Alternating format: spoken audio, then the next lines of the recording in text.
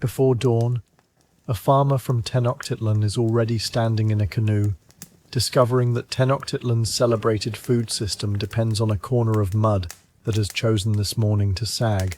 A chinampa is not a floating garden at all, which is reassuring for the crops and mildly disappointing for anyone hoping the lettuces went sailing.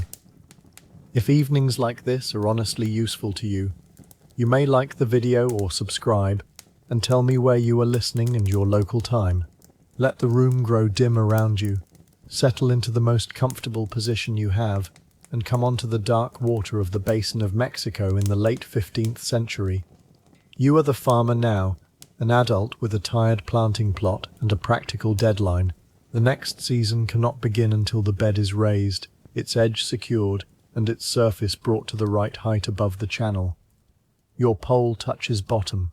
The canoe noses forward between long, low fields. Ahead, one willow stake leans where its roots should be holding the bank. The weak corner has softened overnight. Before you can fetch weed or dredge mud, you must decide whether it will bear another load. The city beyond is famous. Your immediate concern is less grand. It is whether the ground will remain ground when you step on it. You ease the canoe against the plot without striking the wounded corner. The hull is narrow enough for the channel and flat beneath you, but the cargo space is still empty, so every shift of your feet makes the boat answer. A pole is better than a paddle here. In shallow water it reaches the firm bottom, lets you brake, and holds the canoe beside the bank while both hands are needed elsewhere. The plot does not drift. This is the first thing to understand. Chinampa, a Nahuatl word connected with an enclosure of reeds, names a raised field made in shallow wet ground. Stakes, woven branches, plant matter, lake sediment, and repeated layers of mud create a fixed bed. Willow roots grip the edges. Canal water surrounds it, yet the cultivated surface belongs to the lake bed beneath. The picturesque popular label has survived longer than its accuracy. You press the pole down at the corner and watch the water. A thin cloud of black sediment opens around the tip. The bed has settled, as beds do, and yesterday's crack has widened. Nothing here is a finished invention. The field remains useful because people notice its changes and renew it. You tie the canoe to a sound stake farther along, step onto the firmer center, and test the edge with one heel. It yields, but not yet enough to break. The first light has not reached the eastern hills. You crouch beside the leaning willow and clear away loose clods with your hand. The tree is an ahejote, a native willow commonly planted along chinampa margins. Its living roots bind wet soil, while the trunk gives the farmer a line against which the bank can be built. This one has died. Its bark is dull, its base hollowed, and the earth beside it has begun to slump into the channel. A healthy willow would do more than stand as a post. Its roots would thread the edge, its narrow crown would rise without casting the broad shade that a field crop does not need, and its leaves would eventually join the organic matter returned to the bed. The dead trunk, however, has become a lever. Each time the water moves it, the soft corner opens a little farther. A famous agricultural landscape can be undone locally by something as ordinary as one tree failing to continue its assignment. You do not pull it out.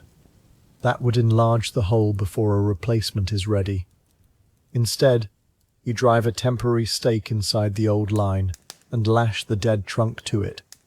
The repair is not elegant, but elegance is rarely the first requirement when the bank is trying to become a canal. With the corner braced, you stand, untie the canoe, and pole toward a patch of water plants that can supply the first new layer. The channel widens enough for you to turn the canoe across it. In the shallows, mats of aquatic growth collect where the water moves slowly. You hook a bundle with a forked pole, pull it close, and cut it free. Water drains through the stems, but not quickly enough to make the load polite. The first armful lands in the canoe with the dense, cold weight of a wet mat. Plant matter is part of the field's structure and renewal. Archaeological sections and later descriptions show raised beds composed of lake sediment and organic material, held at the sides by stakes and vegetation. Modern Chintampa farmers at Xochimilco still use aquatic plants and canal mud as inputs, though present practice has changed in many details and should not be treated as a perfect photograph of the 15th century. It does show how these beds behave. They settle, absorb, decay, and can be renewed from the channels around them. You cut a second bundle. The canoe lowers perceptibly. A third would fit, but fitting is not the same as carrying wisely. The channel bottom is close, and a heavy boat answers slowly to the pole. You look at the distance back to the plot, then at the pile already dripping around your ankles. 2 bundles will do. Mud has a talent for making every calculation heavier after it has been made, and the vegetation seems eager to assist. You pole home with the bow slightly down. Each push begins behind your hip and finishes as the canoe slides ahead of the pole. The water plants shift, so you place 1 foot against the bundle and keep your weight low. Near the narrow turn, another canoe appears. Its owner is also working before sunrise, and the channel is wide enough for 2 craft only if both people agree on what wide enough means. You hold to the softer bank and stop pushing. The other canoe carries cut reeds, stacked above the gunwale. Its operator cannot see your weak corner and has no reason to admire it.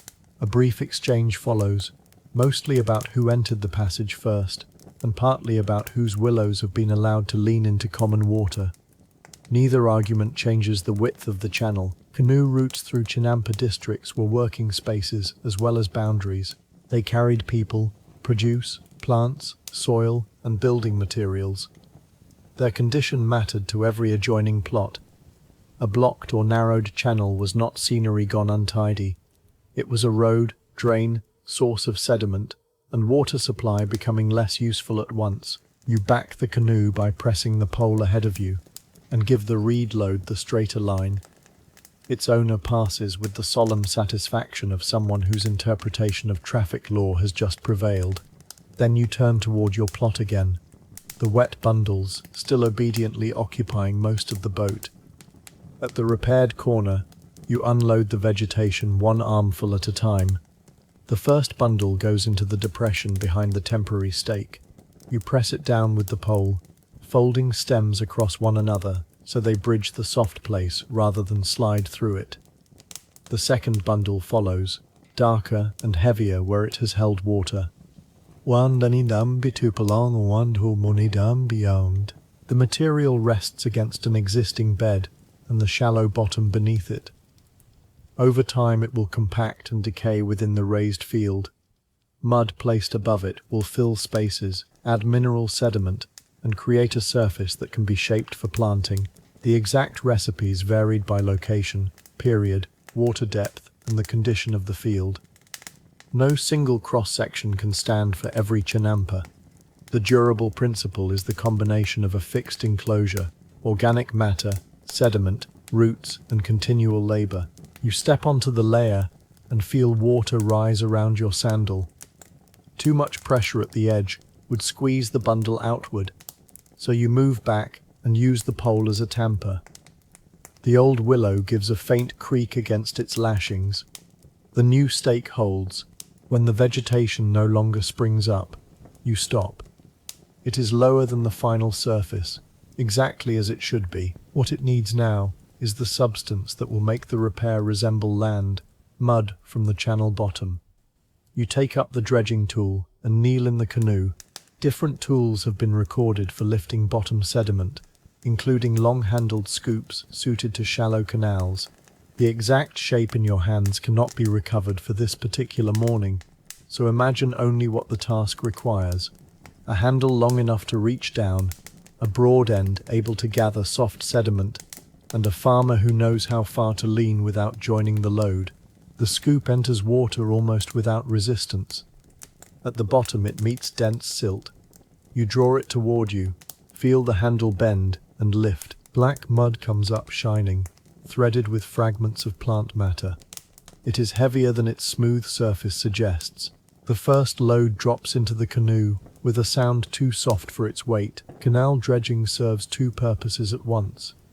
It clears accumulated sediment from a waterway and returns fertile material to the raised bed. In a chinpa system, field and channel are not independent pieces. The canal gives access and moisture, receives sediment, and then yields part of that sediment back to the plot. The plot, in turn, depends on an open channel beside it. You lower the scoop again. The second lift is awkward because the first mound has occupied the best place for your knee.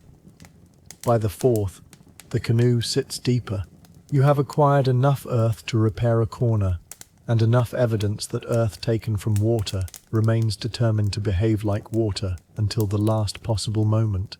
The earliest detailed descriptions of Chinampa work available to historians were mostly written after Spanish rule began, sometimes decades later, and often passed through colonial authors with religious or political purposes. That limitation matters. A careful account, therefore, puts those texts beside excavated field profiles, pollen and sediment studies, maps, and living knowledge at Xochimilco. Where these lines meet, confidence grows. Where they do not, the honest answer stays modest. You do not pause for the archive. The mud is already settling toward one side of the canoe. You shift the scoop, balance the load, and push back to the corner. Each movement makes the black mound tremble. The temporary stake waits above the pressed vegetation. The first scoopful spreads too far. You catch it with the flat of the tool and draw it back. Mud must cover the plant layer without spilling the whole repair into the channel. You work from the inside outward, laying thin amounts, pressing them into gaps, then adding more. The method is slower than dumping the load, and much faster than rebuilding a collapsed bank. By the time the canoe is empty, the hollow has become a low, dark shelf. Water gleams on top. It is not yet high enough, and the mud has not yet settled, but the corner now has substance behind it. You rinse the scoop beside the boat, and watch the loose sediment return to the channel in a narrow veil. Morning reaches the plot by degrees. The willow rows become vertical lines against grey water. Beyond them lie more rectangles, more channels, and occasional roofs. The basin of Mexico is not one uninterrupted sheet. It is a connected lake system, with southern freshwater zones around Xochimilco and Chalco, and more saline or brackish water in the lower central basin of Texcoco. For now, your work stays in the fresher southern water, where intensive raised field farming flourishes. You inspect the repaired shelf from 3 angles. The outer face is still soft. A fresh stake must be driven near the dead willow, deep enough to resist the pressure of the new material. You select a straight willow cutting from the canoe, set its sharpened end against the bottom, and push. It enters easily at first, then it stops. The resistance is not a stone. The pole has probably met a buried branch or a denser layer in the old field edge. You withdraw it, move a hand's breadth, and try again. This time the cutting sinks farther. You twist as you press, using your weight while keeping the canoe pinned with one foot. The top descends until it stands level with the other margin trees. A living cutting can root in the wet edge. You lash it temporarily to the older line. The dead trunk remains for the moment, but the new willow has begun the long, unhurried part of the repair. The repaired corner is only one part of the day's goal. The whole tired plot has settled since its last raising, and the planting surface must be renewed before a seedbed is made. You walk the length of the Chinampa, placing the end of a measuring stick at intervals and comparing the surface with the waterline in the channel. The relationship is close by design. Roots benefit from moisture rising through the soil, and water for hand irrigation lies beside the bed. Yet the margin cannot be guessed casually. If the surface is too low, saturation and flooding threaten seedlings. If it is built too high, the upper soil loses easy contact with the water table and requires more lifting of water. The ideal height varies with crop, season, bed material, and lake level. Historical sources do not give one universal number, and modern measurements should not be pushed backward without caution. Your stick shows the middle is serviceable. The far end is low. The repaired corner is lower still, though it will rise with another layer. You scratch 3 marks into the surface to guide the next loads. A neighbour on the opposite plot watches and offers an opinion about the marks, the dead willow, and perhaps your general history of choosing inconvenient mornings. You thank him in the tone reserved for advice that arrives dry-footed. Then you return to the canoe and prepare for another trip. The second weed cutting goes more quickly because the light is better. You choose younger, softer growth for the central low patch and coarser stems for the edge. The distinction is practical. Material that settles evenly suits the bed interior. Tangled pieces help resist movement where the bank needs body. Chinampa cultivation turned shallow wetland into a mosaic of fields and channels, but it did not erase the water. The water remained inside the system, visible at every margin and reachable from every narrow plot. The layout increased cultivable surface while preserving routes for canoes and access for irrigation. Archaeological work in the basin has found raised fields predating Tenochtitlan's imperial expansion, so its farmers did not invent the technique. They inherited, adapted, and enlarged traditions already practiced by communities around the lakes. You slide the cut plants lengthwise into the boat. That keeps the bow clear and prevents stems from catching both banks in a narrow passage. The lesson is learned after one branch hooks a willow and turns the canoe sideways with dignified efficiency. You free it, restack the load, and push on. At the low end of the plot, you spread the vegetation in a broad, thin mat. This is not emergency repair now. It is maintenance. Less dramatic, more extensive, and probably the reason most fields last. A bed kept a little ahead of failure asks for many mornings. A bed ignored asks for one very bad afternoon. You dredge from a section of channel where sediment has accumulated enough to hinder the pole. The scoop enters black silt, comes up full, and leaves a slightly deeper run of water behind. Each load has a destination marked on the plot. The corner receives the heaviest material first. The central depression receives thinner spreads. The higher middle receives almost none. The mud contains organic matter and mineral particles deposited in the canal. Modern soil studies describe Chinampa soils as deep, human-made profiles enriched through long management. That does not mean every ancient plot had identical fertility, or that renewal eliminated all problems. It means the soil itself was partly a record of repeated work. Fields could be cultivated for generations because farmers added matter, controlled moisture, cleared channels, and repaired edges, rather than treating the first construction as final. Your shoulders begin to register the argument. You lift with both hands, keep the handle close, and let the tool drain for a breath before swinging it into the canoe. The pause saves weight, though not enough to make the scoop light. At the plot, you distribute the load with short throws. A broad cast lands flat. A narrow cast makes a ridge. You alternate them, then level the surface with the back of the tool. The black sheen gradually becomes a continuous layer. When you step onto it, your foot sinks only at the heel. The bed is rising, but it has not yet decided how much. By mid-morning, the channel has become busier. Canoes pass toward neighborhoods and markets, some carrying vegetables, some bundles of reeds, some jars, timber, or people. Tenochtitlan and its neighboring settlements were linked by causeways, footways, and an extensive web of navigable canals. In such a city, water traffic was not an ornamental alternative. It was ordinary movement. You are moving in the opposite direction from the fullest boats. Your canoe goes out empty and returns low with mud, which makes you the slow participant in a channel now occupied by people who have destinations and opinions. At a bend, you wait while 2 loaded craft pass nose to tail. The second operator calls out that the dead willow still leans. This observation is accurate and therefore particularly unhelpful.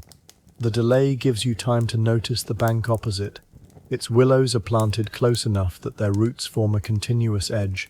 Between trunks, woven branches contain the field core. Your own weak corner lacks that living net for the moment. The new cutting will need time. When the passage clears, You push off. The pole strikes a newly dredged hollow and sinks farther than expected. Your arms drop, the canoe hesitates, and a small wave travels over the mud pile. None spills. You recover the pole and continue with more care. Improving the channel has briefly made your usual push unreliable. A modest reminder that every useful alteration asks the body to learn it again. At the plot, you begin shaping the outer face. Mud placed on top raises the surface, but mud at the side must be supported until roots and compacted material hold it. You weave flexible branches between the stakes, working close to the water. The weave need not be fine, it needs to stop large pieces from escaping while allowing water to pass. Archaeologists in Mexico City have excavated chinampas bounded by stone and ahuejote stakes, with peat and plant debris in their cores. Elsewhere, construction details differ. Some beds relied more on wattle, some on stones, some on existing ridges or margins. The term chinampa covers a family of raised field practices rather than a single blueprint copied without change across centuries. You tuck coarse vegetation behind the new weave and press mud into it from above. A section bulges. You pull it back with the branch end, add another upright, and compact the fill again. The corner now meets the old bank in a continuous line. Your neighbor has crossed in his canoe and holds the outer stake while you tighten the lashing. His earlier advice becomes useful once attached to a hand. Together you bring the branch around the willow and knot it above the water. The repair stiffens. He releases it, examines the line, and says nothing for a moment. Silence from a neighbor inspecting your willows is not praise exactly, but it is close enough to continue working. You sit on the firm center of the bed and drink. The pause reveals how wet your clothing has become at the knees and how black the lines beneath your fingernails are. The city may be built of stone, plaster, timber, and earth, but this part of its food supply is being raised by material that has entered every fold of your hands. The people of Tenochtitlan call themselves Mexica. Aztec is a useful modern umbrella word for several Nahua-speaking peoples and related states, but it can blur local identities.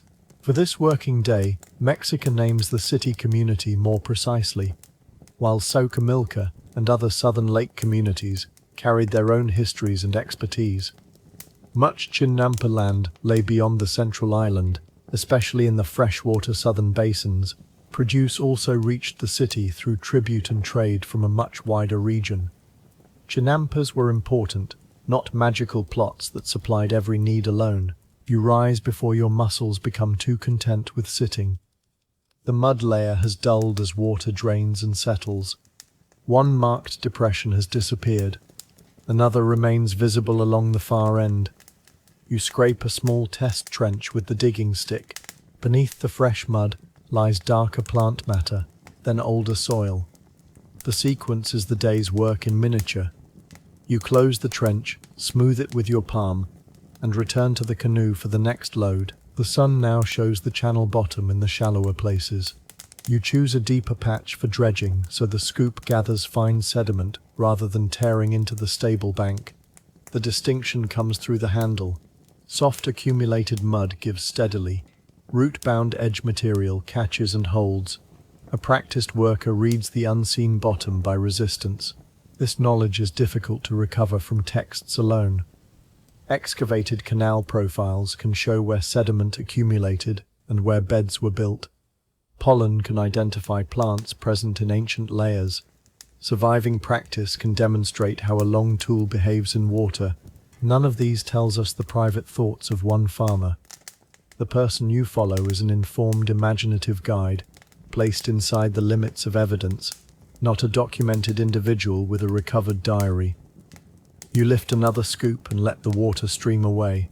The mud is almost blue-black in the sunlight. Tiny plant fragments cling to the rim.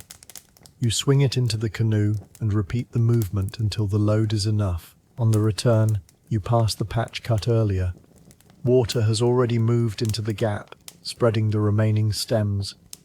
The lake keeps rearranging every loose thing. That is why the plot needs stakes. roots, woven edges, and decisions made before the material is released. You reach the bank, brace the canoe, and begin another careful series of throws onto the low end. The fresh layer reaches the guide marks, but height alone is not the answer. New mud shrinks and settles as water drains. A surface that looks correct now may be low tomorrow. You add a little more at the repaired corner, less along the middle, and leave one narrow strip untouched as a reference to the old level. Farmers could use the canals to lift water onto beds when needed. Yet the great advantage of raised wetland fields was close moisture. Capillary movement and a shallow water table reduced dependence on rainfall. The surrounding water could also moderate temperature near the surface, though claims about complete frost protection are too strong. Chinampa crops still faced weather, pests, salinity changes, and labor demands. The system improved conditions. It did not abolish uncertainty. You drag the leveling board across the new mud. The board catches on a buried stem and tips, leaving a ridge. You pull it back, remove the branch, and start again. The second pass makes a flat band. The third draws excess material toward the low corner. A pair of small footprints appears behind you where you stepped too soon. You fill them with the board and resolve to walk only on the old strip until the surface firms. The rule lasts nearly to the end of the plot, when habit places one foot directly into the newest layer. The bed accepts your contribution and keeps the sandal briefly as security. You retrieve the sandal with both hands and lose some dignity, but no equipment. Mud closes over the hole. You rinse your foot in the channel, then kneel to inspect the new willow cutting. It has shifted only slightly. The lashing remains tight, and the woven branches hold the fill. A chinampa's permanence is not the permanence of masonry. It is continuity through care. Willow roots grow, branches are replaced, channels are dredged, surfaces receive fresh material, and edges are rebuilt. Some plots at Xochimilco have long histories of use, though assigning an unbroken lineage to any specific field requires evidence. It is safer to say the agricultural landscape has endured through generations of farmers and remains active today. That present tense matters. Chinampa agriculture is not an extinct technique displayed only in books. Producers in Xochimilco, Tlahuic, and neighboring zones continue to work raised plots amid canals, adapting crops and methods to modern markets and serious environmental pressures. Their knowledge is living, not a surviving prop from a vanished people. You stand again and look along the bed. The repaired corner is now nearly level with the rest. Water sits just below the outer edge, reflecting the new willow. The surface still needs to settle before you can judge it finally. While it does, there is another task. Prepare the small place where seeds will begin, protected from the rougher field. You choose a firm section near the center for the seedbed. It must be reachable from the channel, level enough to hold fine mud, and clear of the repaired edge. With the digging stick, you score a rectangle, then scrape away coarse debris. The seedbed is called an almacigo in later Spanish descriptions, a nursery area where seedlings can start close together before transplanting.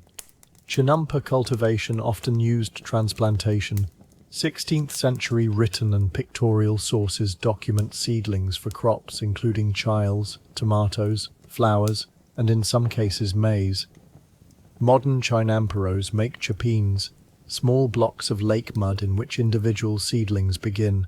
The precise crop choices and procedures changed over time, so the scene keeps to the grounded principle. A fine, moist nursery bed lets a farmer give young plants close attention before moving them to wider spacing. You crumble the top layer between your fingers. One patch contains too many stems. You rake them aside and bring a bucket of finer mud from the canoe. Spread thinly, it fills the shallow rectangle and takes the imprint of the leveling board. The neighbor watches from his plot and asks whether the seedbed will stay where you put it. You answer by checking the edge twice. He nods, which may mean agreement or merely that the subject has reached its natural conclusion. You smooth the last corner and leave the nursery surface to firm. The workday has turned warm. Along the channel, willow leaves move in a faint breeze, and the water darkens where passing canoes disturb it. You take the measuring stick again. At the repaired corner, the top now stands slightly above the old surface. At the far depression, it is level. The center remains unchanged. No one measurement can be declared the correct chinhampa height for the entire basin. Water levels shifted seasonally and differed among connected lakes. Fields varied in construction, age, crop, and drainage. What matters in your decision is relation. The bed must remain above ordinary water while keeping roots near moisture. You read that relation from marks on stakes, wet lines on soil, the feel of the surface, and experience with the plot. You press a finger into the corner. The fresh mud gives to the first joint, then resists. It will sink more. You add one final basket there, spreading it in a fan rather than a mound. The outer edge takes the load without bulging. A canoe passes slowly, its operator looking at the new willow. This time no advice arrives. You return the measuring stick to the boat and allow yourself a small satisfaction. The corner has gone from a problem that might unravel the field to a repair that can be watched. The difference is not certainty. It is having placed the next failure farther away. You turn to the untouched strip left as a reference. Its old surface is pale and compacted. The new mud beside it is dark and smooth. With the leveling board, you feather the boundary until there is no abrupt step to trap water. A slight crown remains along the planting area, while the margin slopes gently toward the channel. Field surfaces were shaped for crops and water movement, not polished into perfect tables. Small furrows, ridges, and nursery areas could be made as needed. Archaeological excavations near ancient Tenochtitlan have found several classes of canals, from broad navigable routes to narrow irrigation channels and very small grooves on beds. The pattern shows that movement and moisture were managed at more than one scale. You draw two shallow lines to direct any excess water away from the nursery rectangle. Then you stop and reconsider. One line would send runoff toward the repaired corner before it has consolidated. You erase it with the board and shift the route inward. The correction costs a minute and may save another morning of rebuilding. The plot now carries signs of thought as clearly as signs of labor. Added layers where it sank, a stronger edge where a willow died, a nursery where fine mud can hold seeds, and a drainage line that avoids the newest work. None is spectacular alone. Together they are the ordinary intelligence of a field made in water. At noon you eat seated beside the old willow. The temporary stake casts a short shadow across the repair. Small ripples touch the woven branches and withdraw. The water does not wash through.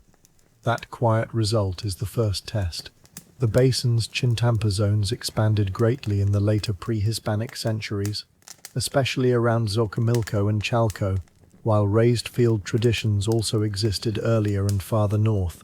Political power, community organization, household labor, markets, and local ecology all shaped that expansion. It is tempting to credit one ruler or one city with the whole system. Archaeology argues for a longer, more varied history built by many communities. Your own plot contains no imperial plan that you can hold in one hand. It contains mud, weed, stakes, a measuring stick, a canoe, and the expectation that work done here will become food later. The scale of the city depends on countless tasks small enough to be interrupted by lunch. You finish, fold the remaining food away, and look at the seedbed. Its surface has lost its shine. A fingertip leaves a clean mark rather than a watery hollow. It is nearly ready for dividing.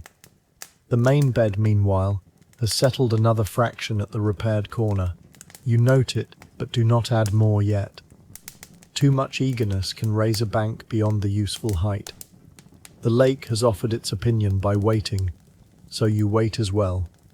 When the seedbed is firm enough, you mark it into a grid. The squares are not the whole field's planting pattern. They are small units of nursery mud, each able to hold a seed and later travel with a young plant. In modern Xochimilco, these blocks are called shapings. Later ethnographic descriptions and historical sources support the use of transplanted seedlings, but the exact dimensions and tools varied. You draw parallel lines with the edge of a thin board, turn 90 degrees, and cross them. The mud separates into neat blocks. At one corner, the line curves because a buried fibre catches the board. You remove it and redraw the square. The grid makes the nursery look ordered, though each block is still attached beneath the surface. Transplanting concentrates care. A farmer can protect many starts in a small area, water them closely, and move only established seedlings to the growing bed. It also adds labour, because every plant will be handled again. Intensive agriculture often trades land and water advantages for patient human attention. You press one shallow hole in the centre of each prepared square. The pattern proceeds row by row. Your hand learns the spacing and nearly continues beyond the marked rectangle into the ordinary field. You stop before giving the entire chinampa an unnecessary set of dimples. The neighbour notices. For once, he is courteous enough to examine his own plot. You bring out the seeds selected for the nursery. The episode does not need to claim a precise variety or household custom that evidence cannot support. Let them be small seeds suitable for transplanting, kept dry until now and counted by touch. You place one in each depression, then close the mud lightly over it. The seedbed is not the title's answer by itself. Its success depends on the larger arrangement already made. Fine mud came from the canal. Moisture lies close beneath the raised surface. The fixed bed keeps the nursery above ordinary water. Willow-bound edges and maintained channels preserve the relation between land and lake. Each element works because the others remain in place. A breeze lifts the top of the seed pouch. You catch it before the contents scatter. One seed rolls onto the main bed, stops in a shallow line, and refuses to identify which square it was meant for. You return it to the nearest empty block. Agriculture can involve exact grids and still leave room for one seed to conduct its own relocation. When the row is complete, you dust the surface with a thin layer of fine material. No heavy covering. The chapines need to remain distinct. You wet the nursery carefully from a small bowl, pouring onto your palm so the flow breaks gently. The dark squares deepen in colour. The seedbed is made, but the day's larger judgment remains. Whether the repaired plot now stands at the right height. You walk to the far end and inspect the watermarks again. The main surface has settled evenly. At the repaired corner, a narrow band of fresh mud remains above the old line. The water is close enough to keep the lower soil moist, not so close that it laps over the top in the day's calm conditions. This balance is why the chinampa should be imagined as built ground within a waterscape, not a garden afloat. A floating object rises and falls with the surface. The chinampa does not. Its field is fixed to the shallow bottom. When lake level changes, the farmer must respond through edges, drainage, irrigation, and added material. That fixed relationship creates both its advantage and its work. You kneel and push the measuring stick into the new corner. The mark sits where you expected after settling. You remove a small excess ridge and spread it toward the center. The final correction is less than a basket, but it changes where a shallow pool might form. Across the channel, the neighbor suggests the corner could take another load. You ask whether he intends to carry it. The subject closes efficiently. You smooth the repaired patch with the board, and then with your palm. Water lies against the outer face below. The willow cutting stands upright. The dead trunk remains lashed beside it, no longer bearing the edge alone. For the first time since darkness, the plot looks continuous. The afternoon is for restraint. A tired field invites endless improvement, but each new load adds weight to material that has not finished settling. You clean the channel beside the repair, removing the clumps that fell during weaving. Open water must remain along the bank so the canoe can pass and the plot can be reached. Channel maintenance is part of cultivation, not a separate municipal backdrop. Narrow ditches bring water close to roots. Wider canals move goods and people. Dredging renews soil. The excavated Chintampa district found by Ina beneath modern Mexico City included channels of different sizes and directions, evidence of water distribution, irrigation, and navigation operating together.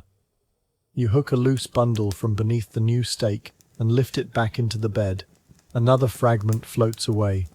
It is too small to matter, and chasing it would require untying the canoe. You let the channel have that one. At the far end, you trim a willow branch that leans into the passage. The cut is placed on the bed to dry for later use. Then you scrape the last ridge of spilled mud from the water edge and spread it over a low footprint. The surface now shows no standing pools. The nursery squares remain intact. Your body, however, has begun to stiffen whenever you straighten. Satisfaction and tiredness are arriving together, which is fortunate because either one alone might encourage another unnecessary canoe load.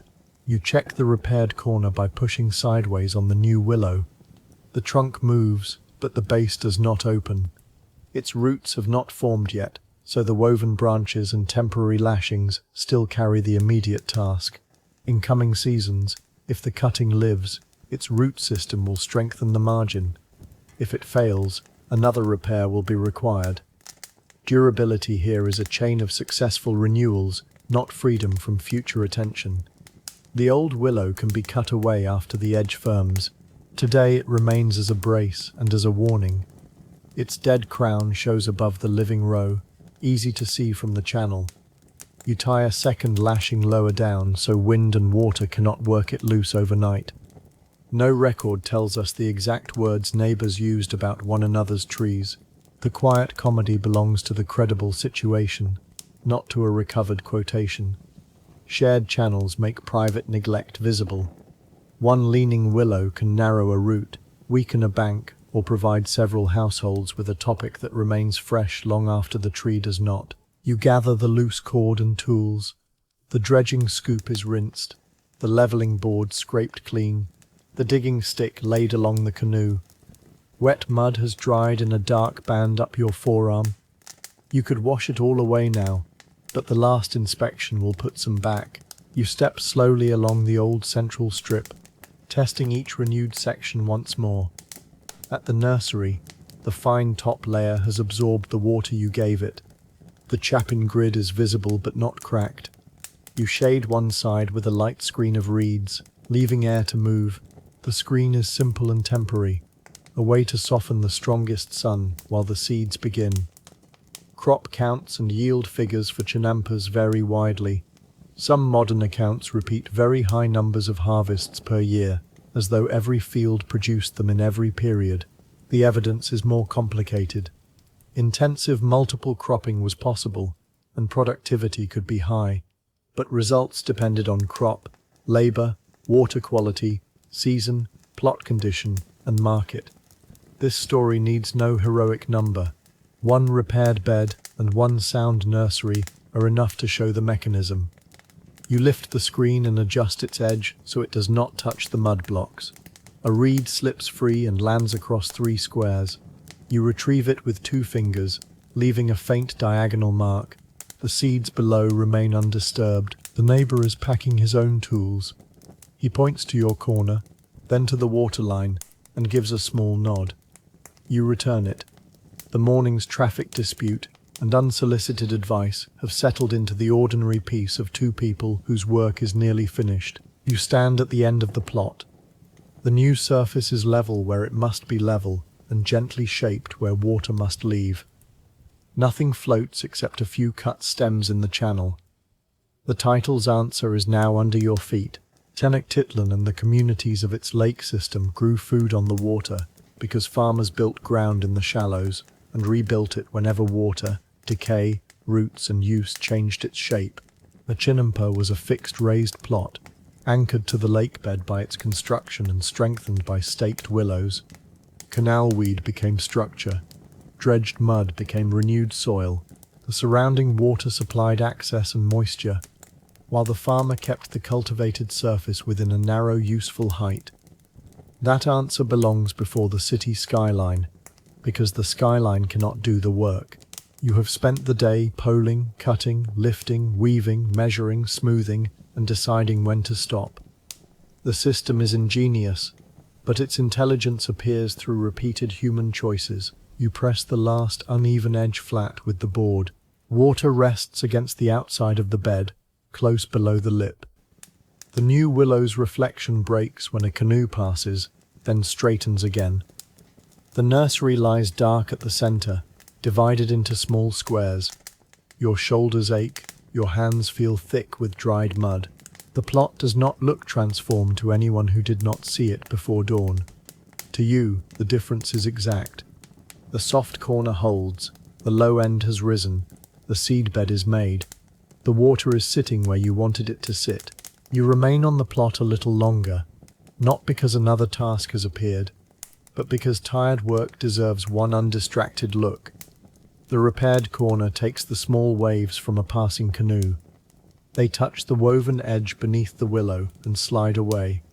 No mud slumps, no water crosses the top. The field will not stay exactly as it is. The fresh layer will settle. The cutting may root.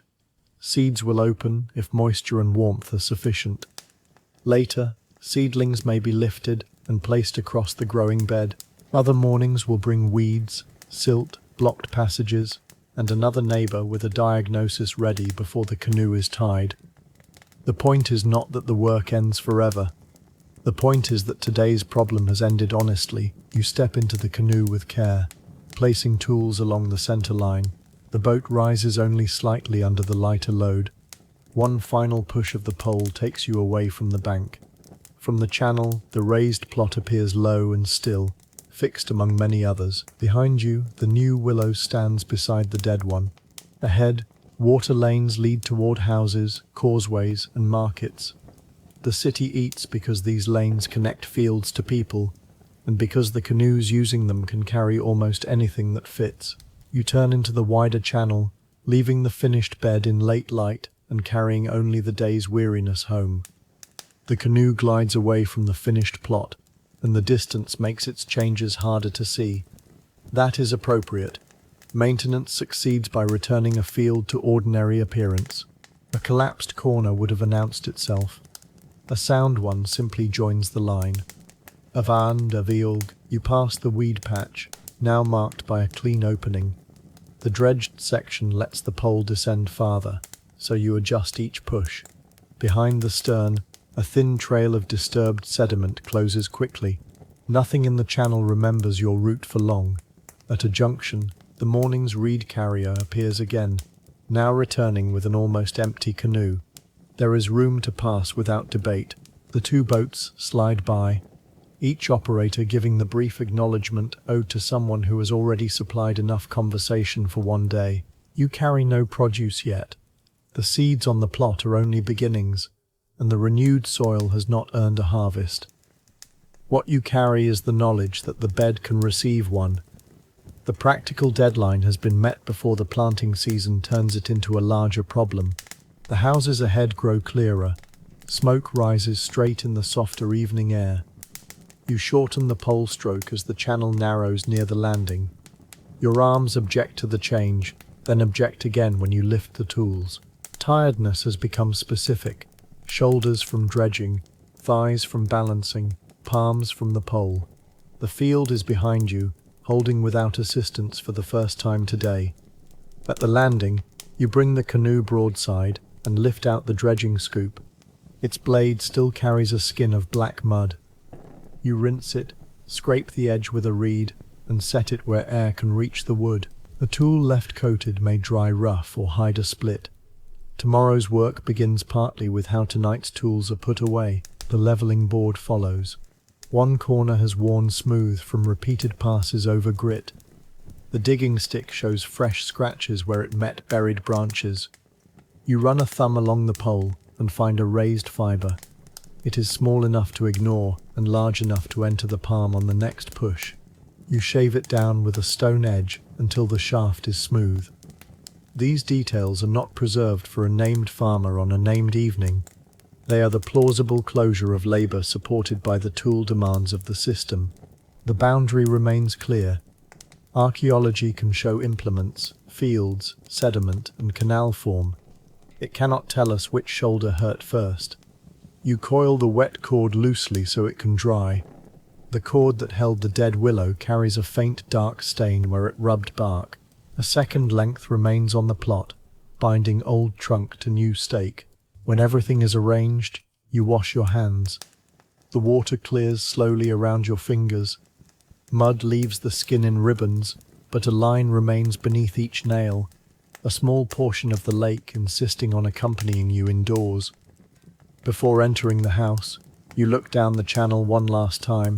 The plot itself is hidden by bends and willow rows. Only the top of the dead tree can be picked out, slightly crooked among living crowns. Beside it, the new cutting is too slender to see at this distance. That uneven pair holds the shape of the day. One root system failed. A person noticed the softening edge, braced it, brought vegetation, lifted sediment, wove branches, set a new cutting, measured the surface, and prepared a seedbed. No single action explains Chinampa agriculture. The sequence does.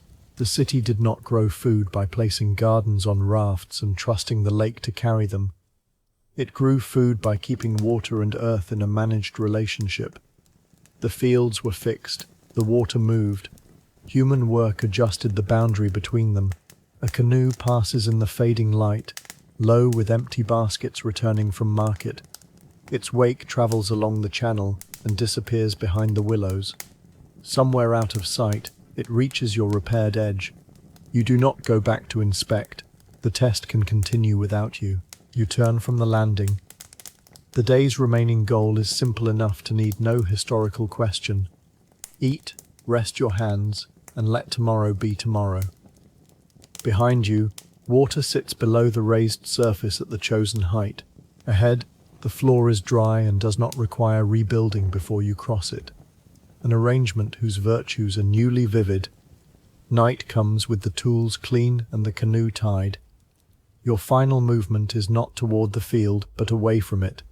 You lower yourself onto a mat, stretch one leg, then the other, and feel the work settle into the body as surely as the fresh mud settles into the bed. The seedbed remains dark beneath its reed screen.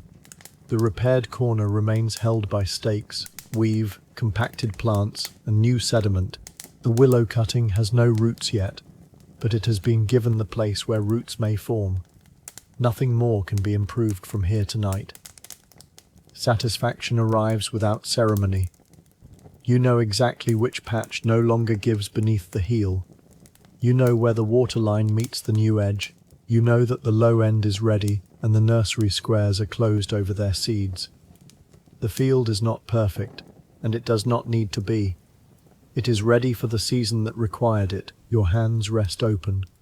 The stiffness in them is ordinary and earned. The famous city beyond the channels can keep its scale for a while. This evening belongs to one adult who argued with mud, listened to water, accepted help with a stake, and stopped at the proper time. The first story ends there, not with a diagram of agriculture, but with a tired farmer no longer planning the next load. The next morning begins with a different role and a different problem. You are a produce carrier who has loaded a flat-bottomed dugout canoe with baskets from the southern fields, and must reach a market landing before the busiest traffic closes every easy choice.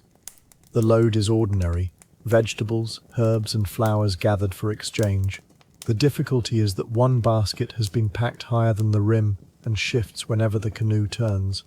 You kneel, retie the top cord, and test the balance with both hands on the gunwales. The canoe is hollowed from a single trunk, a form documented by surviving examples, models, and colonial-era images. Archaeological canoe models from Tenochtitlan and Tlatelolco have flat bottoms suited to shallow lake travel. The surviving colonial dugout found in Mexico City measures a little over 5 meters long, but craft varied, and it would be careless to give this one an exact recovered size. You push away with a pole. Loaded canoes resist sudden correction. The bow enters the channel smoothly. Then the high basket leans toward a willow. A quick shove keeps it clear. The basket settles back with the composed manner of an object that has caused a problem and expects the person to apologize. The route ahead is long enough for many such negotiations. The canoe's flat bottom gives stability in shallow water and allows it to carry weight without a deep keel. It also means wind and uneven cargo can turn the whole craft if the operator stops attending. You stand where the bottom is strongest, feet apart, pole angled behind. Each push sends the boat forward with very little wake. Canals knit the lake settlements to Tenochtitlan and Tlatelolco. The Metropolitan Museum describes streets and canals teeming with canoes, moving people and goods within the city and across the lake. Inner likewise notes causeways and channels built for canoe traffic and links the principal commercial activity to Tlatelolco's market. These institutional summaries rest partly on post-contact accounts, whose amazement should be read with caution. But the physical layout and surviving models support a city accustomed to boats. You enter a wider route. Canoes approach from side passages, each at a different speed. A boat of cut reeds takes the center. A passenger canoe holds close to the bank. Another produce load follows so near that its pole nearly touches the stern. There is no painted lane, only shared expectation and practiced judgment. You give 2 short pushes, let the reed boat pass, then cross behind it. The high basket sways but stays tied. A morning traffic system works because dozens of people make small predictions about one another and are usually correct. You keep the canoe moving until the baskets settle into the rhythm of the hull. The heaviest containers sit low along the center line. Lighter bundles lie toward the ends. This arrangement is not merely tidy. A load placed too far to one side forces the operator to spend every stroke correcting a problem created at the landing. At the first open reach, the wind crosses the water. The bow drifts toward the eastern bank. You plant the pole on the western side, push, and let the stern swing into line. A paddle would be useful in deeper water, but here the pole also tells depth. Its tip meets the bottom sooner near the bank and later in the channel center. The high basket leans again. Its cord has loosened where damp fiber stretched. You cannot safely retie it while drifting among traffic, so the canoe is nosed into a recess between 2 willows. One hand holds a trunk, the other draws the knot tight. A second canoe waits behind. Its operator is patient for several breaths, then asks whether the entire crop is being repacked. You answer without looking up and add a second hitch. The remark belongs to this precise inconvenience, a basket that has become taller than the channel is wide. The route resumes. The delay has cost little time, but it has changed the order of boats. A passenger craft now leads, moving more slowly than the produce load would prefer. The passenger canoe carries 3 adults and a child seated low. The operator uses shorter strokes to keep the ride steady. You cannot pass in the narrow channel and must match that pace. A city with many water streets has the same truth as any road. The speed of travel is often decided by someone whose errand is not yours. The slower movement reveals the banks in detail. Doorways open onto small landings. Steps descend to water. At one place, a canoe is being loaded with jars. At another, 2 adults lift a bundle of poles across a narrow footbridge. The canals are not separate from domestic life. They touch houses, plots, workshops, and paths. Post-contact descriptions emphasize the abundance of canoes, but models and urban archaeology keep the claim from resting on astonished prose alone. Flat-bottomed vessels appear in offerings and ceramic miniatures. Navigable canals have been excavated. The city's grid joined water routes to raised causeways and streets. The passenger canoe turns into a side channel. You lengthen the stroke at once. The bow moves faster, and the high basket gives a warning sway. A hand reaches back to steady it while the pole remains planted. The correction works, though it looks less graceful than it feels. Ahead, the channel broadens toward a crossing where several routes converge. The morning crowd is visible before it is audible. Reed bundles above one boat, flowers above another, and poles rising and falling in irregular lines. At the crossing, Traffic does not stop so much as negotiate itself. One canoe coming from the right is deep with mud. Another from the left carries baskets covered with cloth. A narrow craft slips through the center with only a passenger and a bundle. You slow, hold position with the pole, and look for a gap large enough for both bow and cargo. The mud boat has priority by weight, if not by rule. A heavily loaded canoe cannot turn quickly. Its operator calls the intended line, and the others adjust. You back a half length, letting the mud load pass. The black heap sits low enough that water nearly reaches the gunwale. Mud moves through the city because earth is continually needed. It raises fields, repairs banks, fills construction, and renews planting surfaces. The same canoe form that brings vegetables to market can carry the material from which the vegetables ground is made. Water transport turns bulk that would be punishing over land into a manageable load, though loading and unloading remain entirely human. The gap opens. You push through behind the mud canoe, then angle left to avoid a flower boat. One blossom catches briefly on the high basket and is pulled free by its owner with a look of personal injury. No collision occurs. That is the achievement. Congestion appears as delay and close judgment rather than disaster. The crossing loosens behind them, and each boat continues toward a different ordinary goal. The route now runs beside a causeway. Earth and stone rise above the water, carrying people on foot toward the city. At intervals, openings allow canoes to pass. Historical accounts and later reconstructions describe removable bridge sections in the Great Causeways, serving navigation and defense. The exact appearance of every crossing is uncertain, so this one remains modest.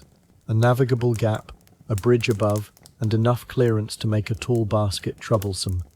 You study the load, then the underside of the bridge. The basket will pass if the canoe stays in the center and no one on the bridge lowers a dangling bundle. This is a calculation conducted at walking speed. A canoe emerges from the opposite side.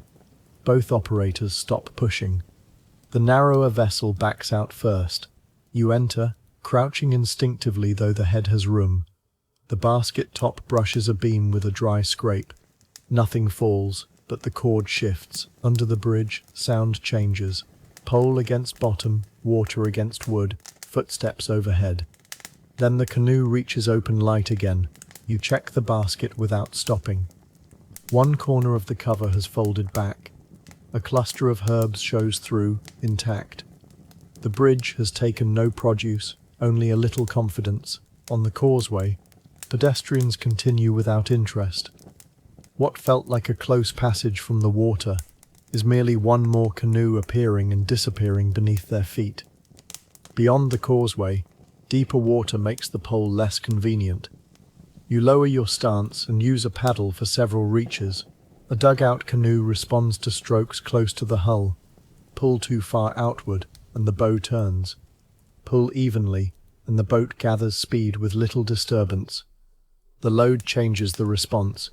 Every basket adds inertia. Once moving, the canoe glides well. Once turned, it takes time to straighten. You alternate sides, feeling the pressure through the blade. The high basket remains centered, its cord now doubled. Evidence for pre-Hispanic navigation comes from more than written description. Researchers have compared surviving dugouts, models, iconography, wood, and lake conditions. The record is incomplete. Organic vessels rarely survive, and known examples cannot represent every size or purpose. What can be said securely is that flat-bottom dugout forms were well adapted to shallow inland waters, and that canoe traffic was fundamental to basin life. A gust pushes the bow.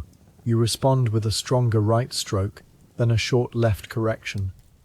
One covered basket slides a finger's width. A foot stops it.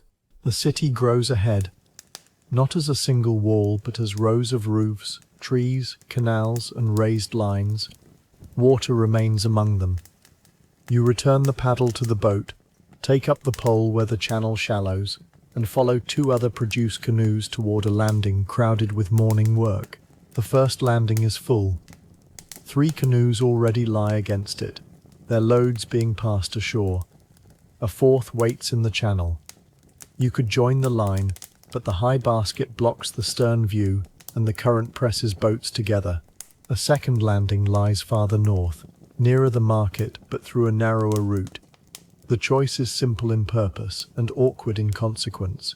Wait here and lose time, or take the smaller canal with the unstable load. You turn north. The side route passes close to house platforms and low bridges. At one bend, a bundle of building poles projects from a landing. The canoe cannot pass without shifting toward the opposite bank, where another boat is tied. You plant the pole, step forward, and use the bow to nudge a loose pole upward. It rolls just enough. Building materials moved by water because length and weight were easier to manage in a canoe than along crowded footpaths. Timber, stone in reasonable loads, reeds, earth, jars, food, and people shared the same routes. This variety made the network useful and made obstruction everyone's concern. The canoe slips through. The high basket clears the projecting poles by less than a hand. Behind, the nudged pole rolls back into its original place, perfectly prepared to inconvenience the next traveller. You consider correcting it, then hear another canoe approaching, and decide that public improvement has limits when the market clock is unwritten but real. The narrow canal turns sharply. To make the bend, you plant the pole near the bow and walk one careful step toward the stern as the hull pivots. The baskets lean in the opposite direction. A small bundle slides free and lands against the gunwale. Nothing falls into the water, but the cord on the high basket has begun to fray where it rubbed the bridge. You see the pale fibers and pull into another recess. This knot cannot simply be tightened. A replacement tie is needed. A spare length is kept beneath the forward seat. Reaching it requires moving the small bundle, lifting a cloth, and keeping one hand on the willow at the bank. The canoe waits diagonally, taking up more of the passage than good manners recommend. Two empty boats approach. Their operators can pass only one at a time. The first does so with a glance at the frayed cord. The second offers a short piece of stronger fibre. You accept it, add it beside the worn tie, and knot both around the basket frame. Shared waterways create shared inconvenience, but also easy assistance. The help costs the second operator a moment and saves the produce load a larger delay. The repaired binding is tested twice. It holds. You push away and call thanks over one shoulder. The giver has already continued, the empty canoe moving quickly toward the fields where another load waits. The market district announces itself through movement before any stall is seen. Canoes converge from southern and eastern channels. Porters wait at landings. Baskets move from hulls to shoulders. The water beside the banks is crowded with floating leaves and small fragments dropped during unloading. Tlatelolco, the neighboring Mexico City joined closely with Tenochtitlan, held the great market remembered in 16th century accounts and recognized by Ina as the principal commercial center of the Twin Cities. Those accounts were written under colonial conditions and often emphasize scale through comparison and wonder. It is safer here to focus on what the route itself requires: regular arrivals of fresh goods, organized places to land, and labor to move loads from boats into market space. You join a queue moving toward an open landing. The high basket has survived the bridges and bends, but the new tie has drawn it slightly crooked. Unloading it carelessly would spill the top layer. A porter signals for the bow to come in first. You angle the canoe, break with the pole, and let the stern swing against the bank. Another canoe touches behind. A third waits sideways. The porter reaches for the nearest small basket. You stop him and point to the high one. Its weight must come off early so the rest of the load does not shift when the boat rises. The morning's problem has followed all the way to the place where it can finally be solved. Two adults take the high basket. One stands on the landing, the other remains in the canoe. They lift together, pause when the frayed cord tightens, then raise the load clear. The canoe rises beneath your feet. For a moment the basket hangs between water and land. exactly the position its contents have spent the journey avoiding. It reaches the landing intact. The cover is folded back.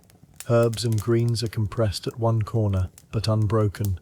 You retie the top for carrying on foot, using the borrowed fibre as the main support and the worn cord as a secondary loop. The remaining baskets come off more easily. Each removal changes the canoe's balance. The stern lifts, the bow shifts, and you move toward the center to keep the hull against the landing. Morning markets depended on this sequence multiplied many times. Cultivation, harvest, packing, loading, navigation, landing, and exchange. A market does not begin at the stall. It begins in fields and workshops, then travels along routes maintained by people whose names rarely survive. The last bundle is passed ashore. The canoe is suddenly light and restless. A small wake from the next arrival lifts it against the bank. You step onto land, legs adjusting to a surface that does not move. The high basket sits upright beside the others. Its journey has changed no great policy. It has merely delivered food where people expect food to be, which is the quiet requirement on which a city depends. The load must still reach its assigned place. You and the porter slide a carrying frame beneath the high basket and raise it between them. The market entrance is close, but the path is crowded with other goods arriving from canoes and from the causeways. Fresh produce does not tolerate endless waiting. Leaves bruise, flowers wilt, and sellers lose the early part of exchange. Water routes shorten the heavy portion of the journey, yet the final distance is made by hands, shoulders, and careful turns through people. They pause while a line of jars passes, then a mat bundle, then a porter carrying 2 cages. The basket leans toward you, who shifts grip without setting it down.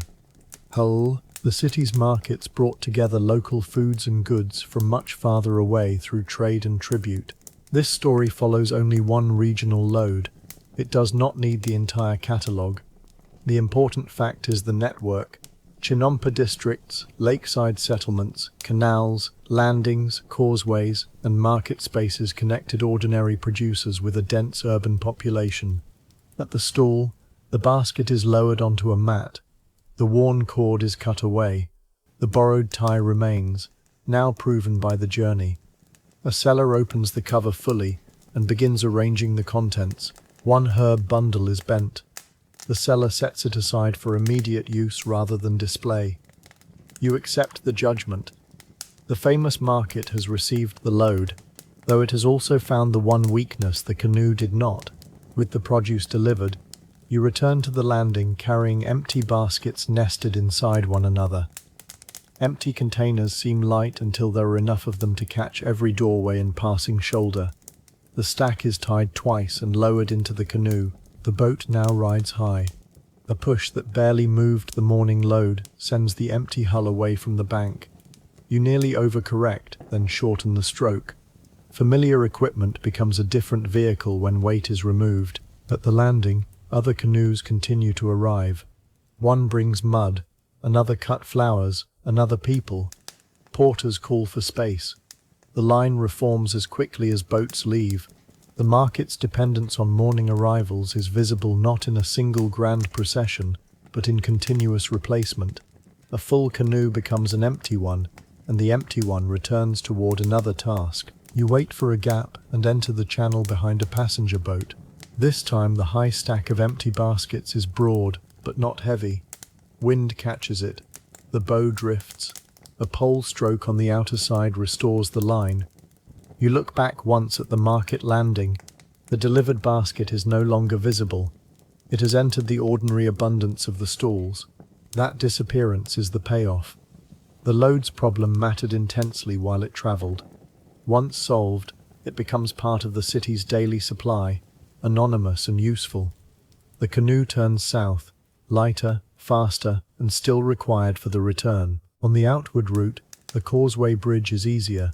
The empty canoe can stop, back, and turn with quick strokes.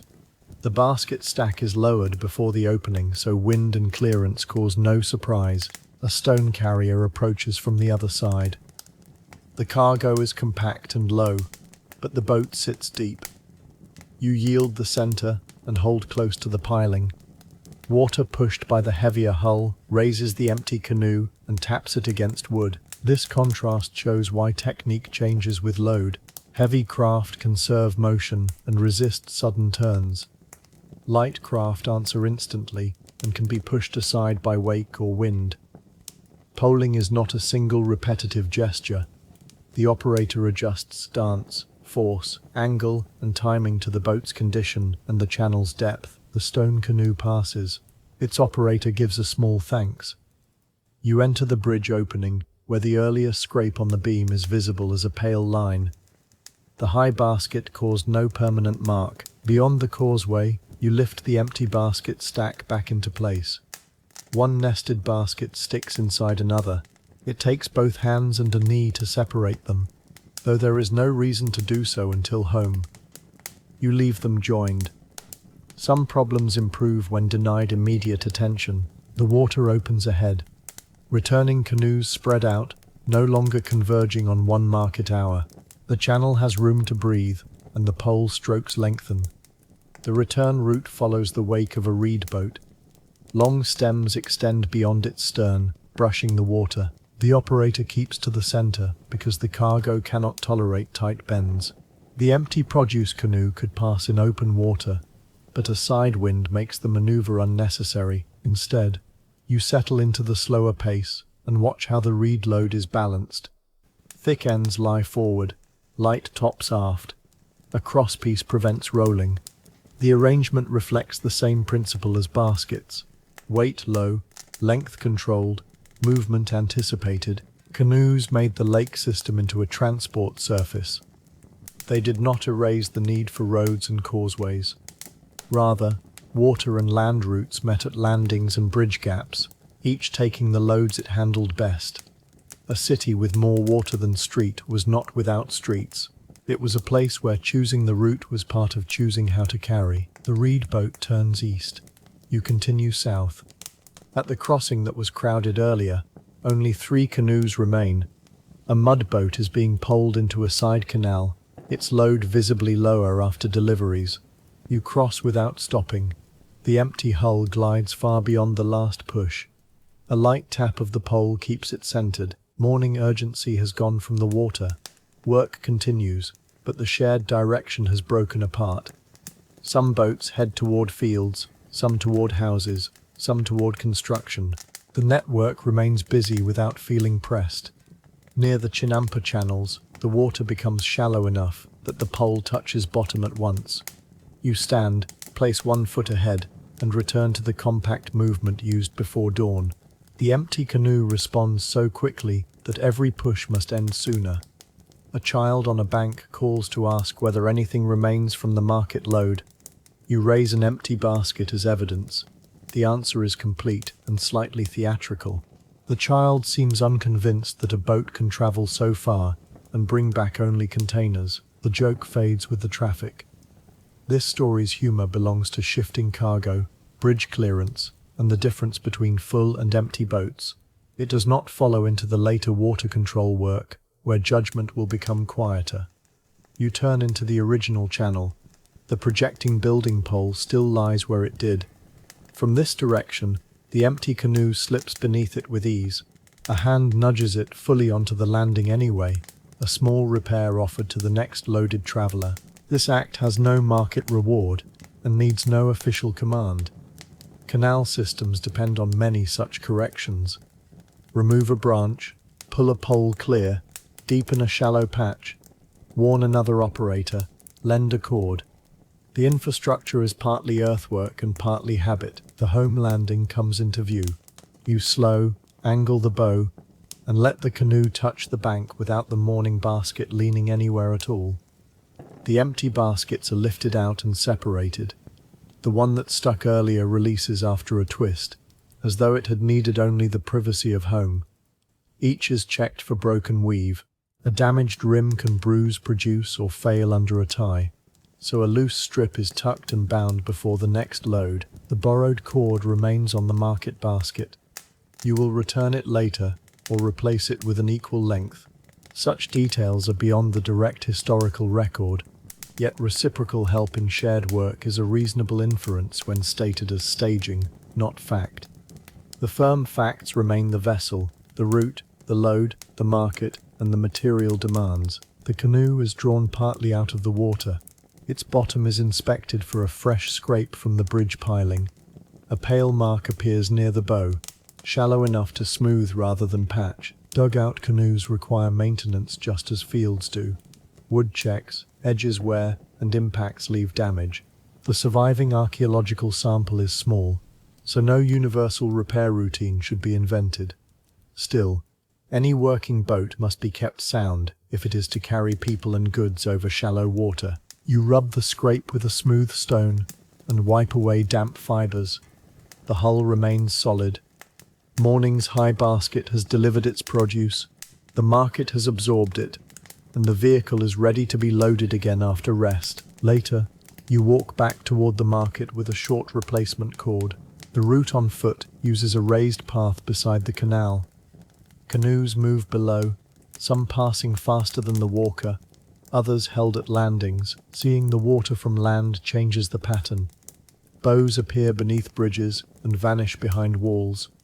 Loads rise above banks before the hulls become visible. Operators call around blind corners. The city is read in layers, feet on the causeway, canoes in the openings, houses between, and fields beyond. The cord is returned to the operator who supplied it, now unloading a different cargo. No speech survives for the exchange. A nod and the object changing hands are enough. You pause at the landing. Produce from the morning load has spread among sellers. The bent herb bundle is gone, used first as intended. The high basket itself waits empty near the stall. The market transforms transportation into distribution. The single load no longer exists as a unit. Its contents have been sorted, displayed, exchanged, cooked, or carried onward. The canoe problem has dissolved into many household errands. You take the empty basket and turn back. Its frame is light on the shoulder. Along the canal, another full produce canoe arrives with its own ropes, balance, and timing. The system continues without repeating the same journey, because no two loads lean in quite the same way. Before the final equipment check, one more errand uses the canoe. An older adult from a nearby household needs passage across a channel too broad for the nearest footbridge. You steady the empty hull against the landing, hold the gunwale, and wait until the passenger is seated low. People traveled with the same attention given to cargo, but the balance feels different. A basket does not anticipate a turn. A passenger does, sometimes in the opposite direction from the operator. At the first bend, the older adult leans to see a passing flower canoe, and you correct with a quick pole stroke. The crossing is short. It shows another part of ordinary water transport without turning the story into a catalogue. A canoe served according to need. Freight in 1 hour, people in the next, tools and empty containers after that. At the far bank, the passenger rises only when the bow is held firmly. One foot reaches land, then the other. The canoe lifts under the change of weight. You receive a brief thanks and push away. No market deadline remains. The same channel that felt crowded at dawn now holds only 2 moving boats. The pole enters clear water, meets bottom, and sends the empty canoe toward home with a softer stroke. Near home, a neighbor asks for help shifting a bundle of trimmed willow poles from one bank to another. You bring the canoe alongside.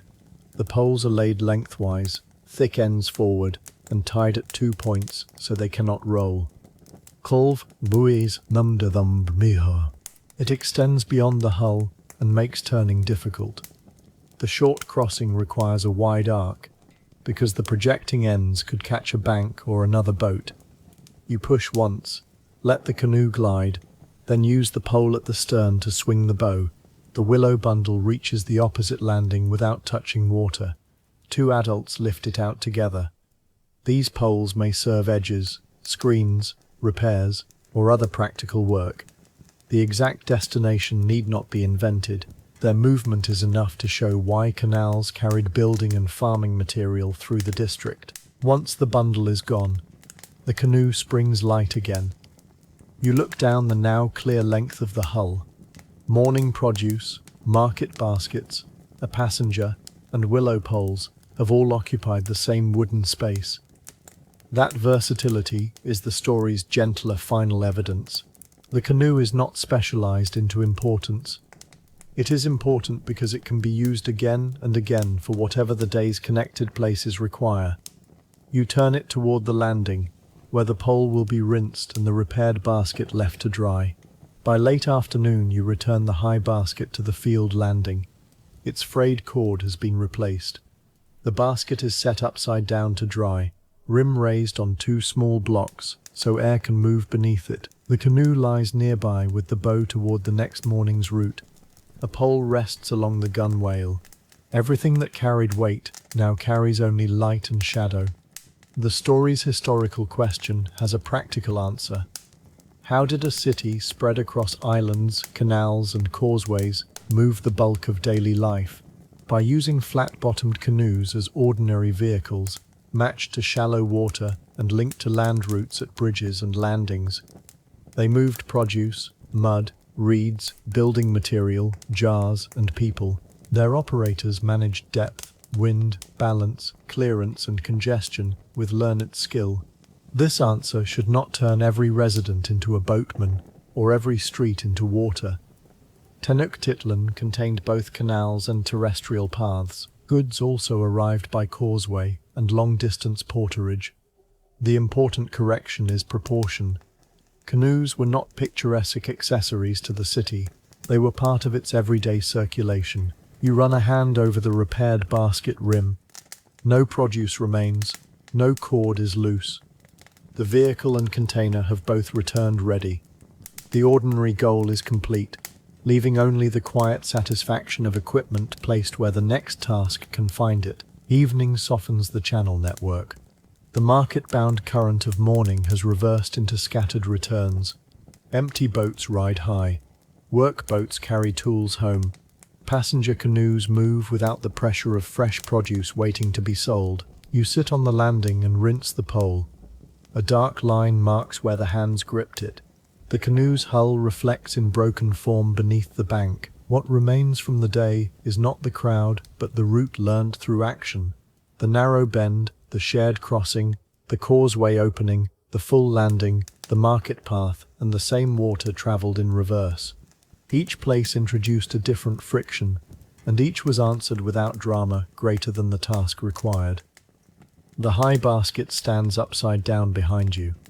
Its morning instability is now only a new cord and a faint bruise on one bundle remembered by no one at the market. The load went somewhere useful. That is enough. Across the channel, a farmer ties a canoe. Farther away, a pole touches bottom, lifts and touches again. The sound grows less frequent. You rise, loop the mooring line around a stake, and check it once. The canoe remains alongside the landing, flat bottom, steady in shallow water. The second story closes on a vehicle at rest after carrying a city-sized need in one person-sized load. Several days later, an adult maintenance worker walks the southern causeway before sunrise with a coil of rope, a wooden lever, and two helpers carrying replacement boards. The ordinary goal is to inspect one water opening and restore its clean flow before rising traffic makes the work slower. The first friction is visible from the path. Reeds and drifted vegetation have lodged against the upstream frame. Water passes, but not evenly. One side runs in a narrow, fast tongue, while the other barely moves. The removable bridge section above must stay secure for feet, and the opening below must remain useful to canoes and controlled water. The basin of Mexico has declined to behave like one convenient lake. It is a chain of connected basins at different levels and with different water qualities. Texcoco, at the low center, held brackish to saline water. Xochimilco and Chalco to the south were fresher, fed by springs and streams. The worker does not need a map to know the difference. The entire job exists because connected water can move where people do not want it. A helper lowers a hooked pole.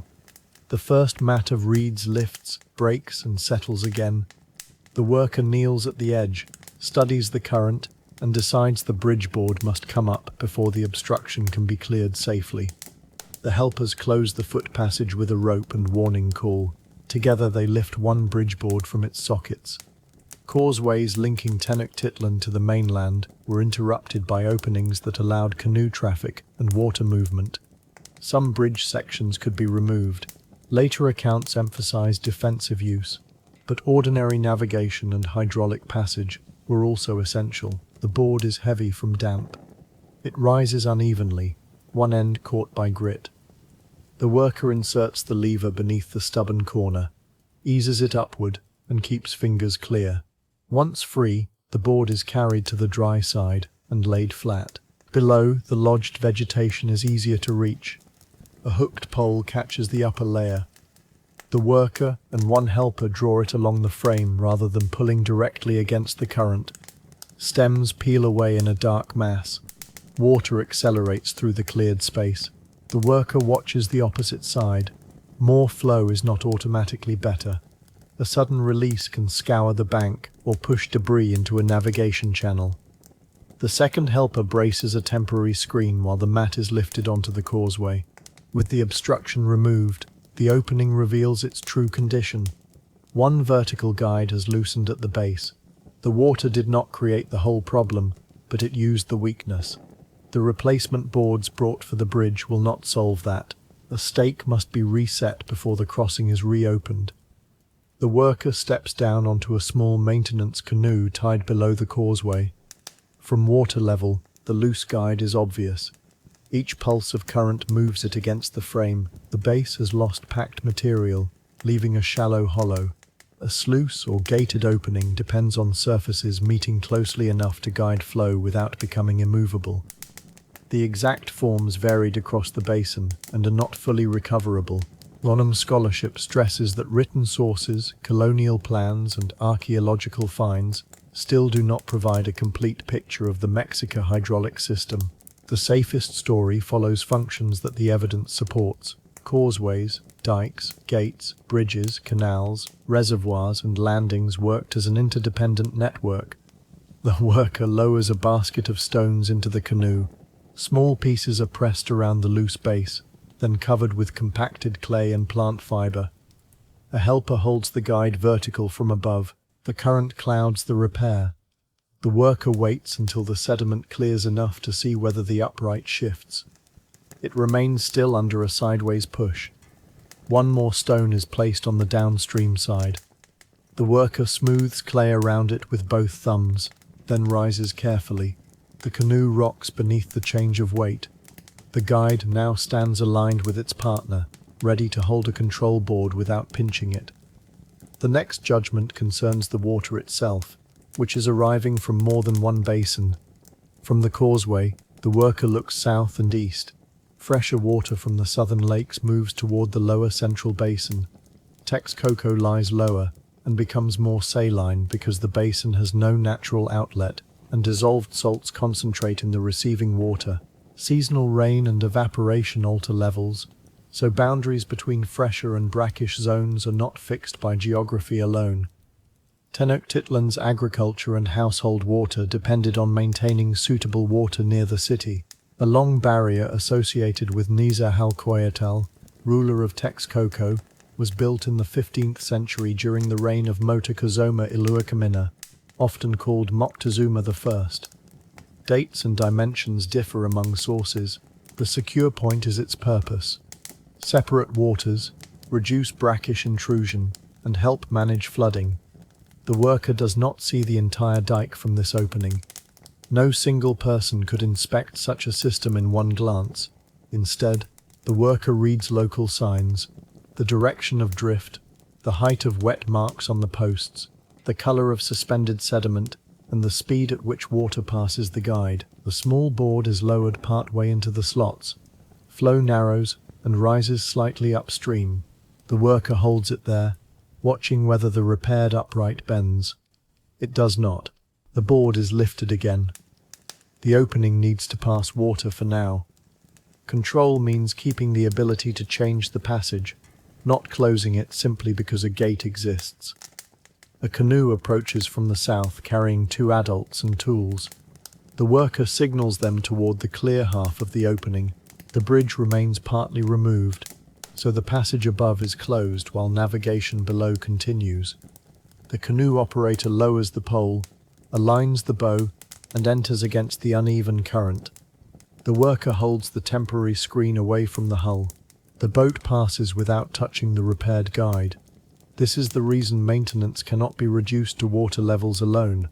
Every opening is also part of a route. Close it too long and traffic collects. Leave it uncontrolled and changes in level or water quality move through the system. The causeway joins land while its gaps preserve water movement. Its operation is a series of compromises made visible in wood, stone, rope, and waiting boats. After the canoe clears, the worker checks the guide again. No movement appears at the base. The helper removes the temporary screen, releasing a smaller cluster of leaves that spins downstream. The bridge board can now be replaced, but the worker delays. A second test is needed with the control board lowered more deeply. The helpers position it between the guides. Water presses against the upstream face. The rope tightens in their hands. The repaired post bears the load. A thin stream escapes along one edge, enough to show a gap, but not enough to undermine the frame. The worker marks the place for a clay seal. Clay is worked into the narrow gap with a wooden paddle. The worker applies it from the upstream side, where water pressure helps hold it against the joint. Plant fiber mixed through the clay gives the patch body until it settles. The control board remains half lowered.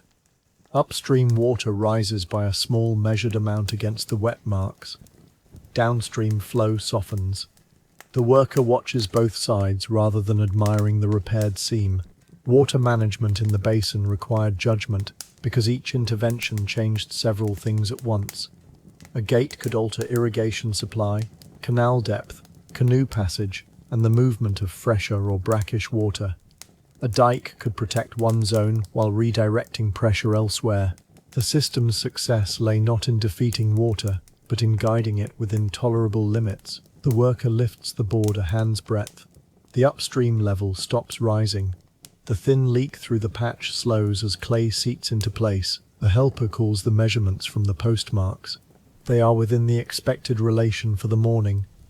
No universal unit needs to be invented for the scene. The important act is comparison to known local marks and recent conditions. The control board is raised fully. Water resumes its passage, now distributed more evenly across the opening. The clay patch remains. The worker washes the paddle, then turns attention to the removed bridge board, whose underside has begun to split near one socket. The split is shallow but follows the grain toward the bearing end. Replacing the board immediately would restore the path and hide the weakness. The worker sets it on edge, probes the crack, and decides to use one of the new boards carried at dawn. A causeway bridge must bear repeated foot traffic while remaining removable when the opening below needs access. Wetting and drying punish the wood. Sockets collect grit. Ropes wear. None of these defects carries the grandeur of a long dike, yet any one can stop a local crossing. The new board is measured against the old. It is slightly wide at one end. A stone adze and scraper reduce the edge in thin curls. The helpers lift it, test the fit, lower it again, and remove another narrow strip. The second fit enters cleanly. The board rests on both supports without rocking. The worker walks across it once, turns and walks back. The surface holds. The cracked board is not discarded into the water. It may be shortened for a smaller crossing, or used where the split carries less load. It is tied beside the tools for return. The rope barrier is removed. Pedestrians cross in a short line, each step pressing the new board into its sockets. Below, water moves through the cleared opening. The worker remains long enough to hear the board and watch the guide. Neither gives a warning. The inspection continues eastward, along the causeway. At intervals, the worker looks down into openings, checks wet lines, and asks operators about depth. The questions are practical and brief. Did a pole strike bottom where it did not yesterday? Did the current pull harder? has floating weed collected against a frame. Such observations connect local maintenance to the larger water system. The long dike divided the central lake zone, while causeways, smaller barriers, gates and canals managed flows closer to fields and neighborhoods. Unam's history of lacustrine Tenochtitlan describes a complex arrangement including dikes, causeways, gates, bridges, canals, reservoirs and landings. It also warns that reconstruction remains incomplete. The worker's route therefore stays plausible, rather than pretending to reproduce a documented shift schedule. At the next opening, the water is quiet and the frame sound. A canoe passes beneath without slowing. The worker notes a strand of weed caught high on a post, evidence that the level recently stood above its present mark. Rain in the northern basin can eventually affect the low central lake. Southern waters sit at somewhat higher levels and drain toward Texcoco through controlled passages. The worker considers these relations while touching only one post. A system becomes manageable at the scale of hands because information travels from mark to mark. The worker records the high strand mentally and proceeds toward the dike landing. A maintenance canoe waits at the landing with baskets of stone, clay, and cord. The worker boards with one helper and poles toward the western face of the long dike. The barrier runs across water in a line too extended to take in at once, its surface broken by work points and passages. Later authors give varying lengths and construction details. Some figures are repeated with more confidence than the evidence deserves. The story does not need an exact number. It needs the fact that the barrier was a major 15th century work built across the lake to separate zones of water and manage flood risk near Tenochtitlan. The canoe follows the fresher side. At one section, small waves have removed packing from between stakes and stone. The damage is limited, but seepage carries a pale thread of sediment through the face. The worker presses the pole into the bottom and holds the canoe beside the weak place. A helper ties the bow to a stake. The first basket of stone is opened. Repair begins from below. Larger pieces are placed where the current can wedge them into the gap. Smaller stones fill spaces. Clay and plant fiber will seal the surface after the structure is supported. The worker's ordinary goal has widened from one causeway opening to one vulnerable dike seam. But the decision remains local. Stop material from leaving before the leak teaches the water a larger route. The first stones disappear beneath the surface. The worker feels their placement with one foot against the basket rim and one hand on the stake. The helper passes smaller pieces. Each is lowered, not thrown, so it settles against the existing face. On the opposite side of the barrier, the water differs in quality. The separation was never absolute like a wall between two rooms. Gates, seepage, wind, storms, and changing levels complicated it. Yet preserving a fresher zone around the western city and toward the southern lakes mattered to Chinempa cultivation and urban life. The worker pushes a wad of fibrous plant material into the remaining hollow. Clay follows, packed with a flat tool. A faint plume escapes downstream, then stops. The seam is observed for several minutes. No new sediment thread appears. The helper loosens the bowline, but the worker holds position. A wave reaches the barrier, presses, and withdraws. The patch remains. Maintenance on such works would have required organized labor beyond one household. Historical accounts attribute large hydraulic projects to rulers and mobilized communities, while archaeology elsewhere in the basin also shows raised field systems that did not depend on centralized control. The larger lesson is mixed. States could coordinate major barriers, and local knowledge still had to keep them functioning. The worker signals to move on. The repaired seam becomes one quiet section in a very long line, carrying its share of pressure without announcing it. Farther along, the dike includes a controlled passage. Its boards are sound, but drift has formed a low shelf upstream. The worker measures depth with the pole. The first touch comes sooner than expected. If sediment continues to build, the passage will lose capacity and canoes may ground near it. Removing all sediment at once could send a dense cloud into a downstream channel. The worker chooses a narrow cut through the center. The scoop lifts soft material into the canoe. The helper spreads the load evenly along the bottom. This mud may later be used on a bank or field, joining water control to soil renewal. Here, however, the immediate purpose is clearance. 3 scoops deepen the central line. The pole now reaches bottom at the usual mark. A 4th removes a ridge near the gate. Then the worker stops. Judgment includes knowing what not to remove. Banks and barrier feet need material around them. Dredging too close can weaken the structure being protected. The worker leaves the edges intact and tests the passage with the empty canoe. The hull glides through without touching. Water follows the new central line, not fast enough to scour.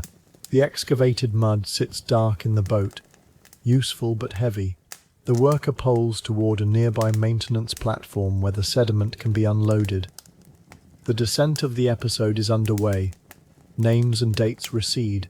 What remains is the repeated relation of pole, depth, flow, and a person deciding that enough has been done. At the platform, the mud is spread behind a low retaining edge. It will dry and can be used for future repairs. The worker scrapes the canoe bottom clean, then rinses the scoop. The helper reports that the morning causeway opening remains clear. A passing operator brought the message. Information moves with traffic through the same network as goods and people. The worker looks back toward the dike passage. The water surface gives little sign of the shelf that was removed. A boat can now approach without grounding in the center. The edges remain undisturbed. The great structural fact of the basin is now visible through these small actions. Several connected lakes did not share one water quality. Fresher southern water and the brackish central lake had to be managed with barriers and controlled openings. Chinampa agriculture depended not only on building beds, but on maintaining the water around them. Without suitable levels and salinity, the cleverness of mud and willow would not be enough. This answer belongs to the worker's hands rather than a distant engineering lecture. A clogged opening was cleared. A loose guide was reset. A cracked bridgeboard was replaced. A leaking dike seam was packed. A shallow passage was dredged. The worker coils the rope and checks the remaining clay. There is enough for one minor repair, not enough for another large seam. The route turns back toward the causeway while daylight remains. On the return, wind roughens the brackish side of the barrier. Small waves strike more sharply there, while the protected side remains lower. The worker keeps the canoe close to the calmer face and watches each repaired section pass. No source can recover the exact sensory sequence of this afternoon. The imagined staging stays low stakes. Wind, wave, wet wood, heavy clay, and the movements required by documented structures. The historical claims remain separate from the human bridge used to carry them. At the repaired seam, no sediment appears. The worker touches the clay with the paddle. Its surface has firmed. The stakes remain aligned. Up the canoe continues. A flock of small water birds lifts from the edge and settles farther along. No new name or species is needed. The lake holds life beyond the work, but the story does not leave the worker to follow it. At the controlled passage, the central channel remains open. The pole reaches the expected depth. One floating stem catches on the frame. The helper removes it before it can gather companions.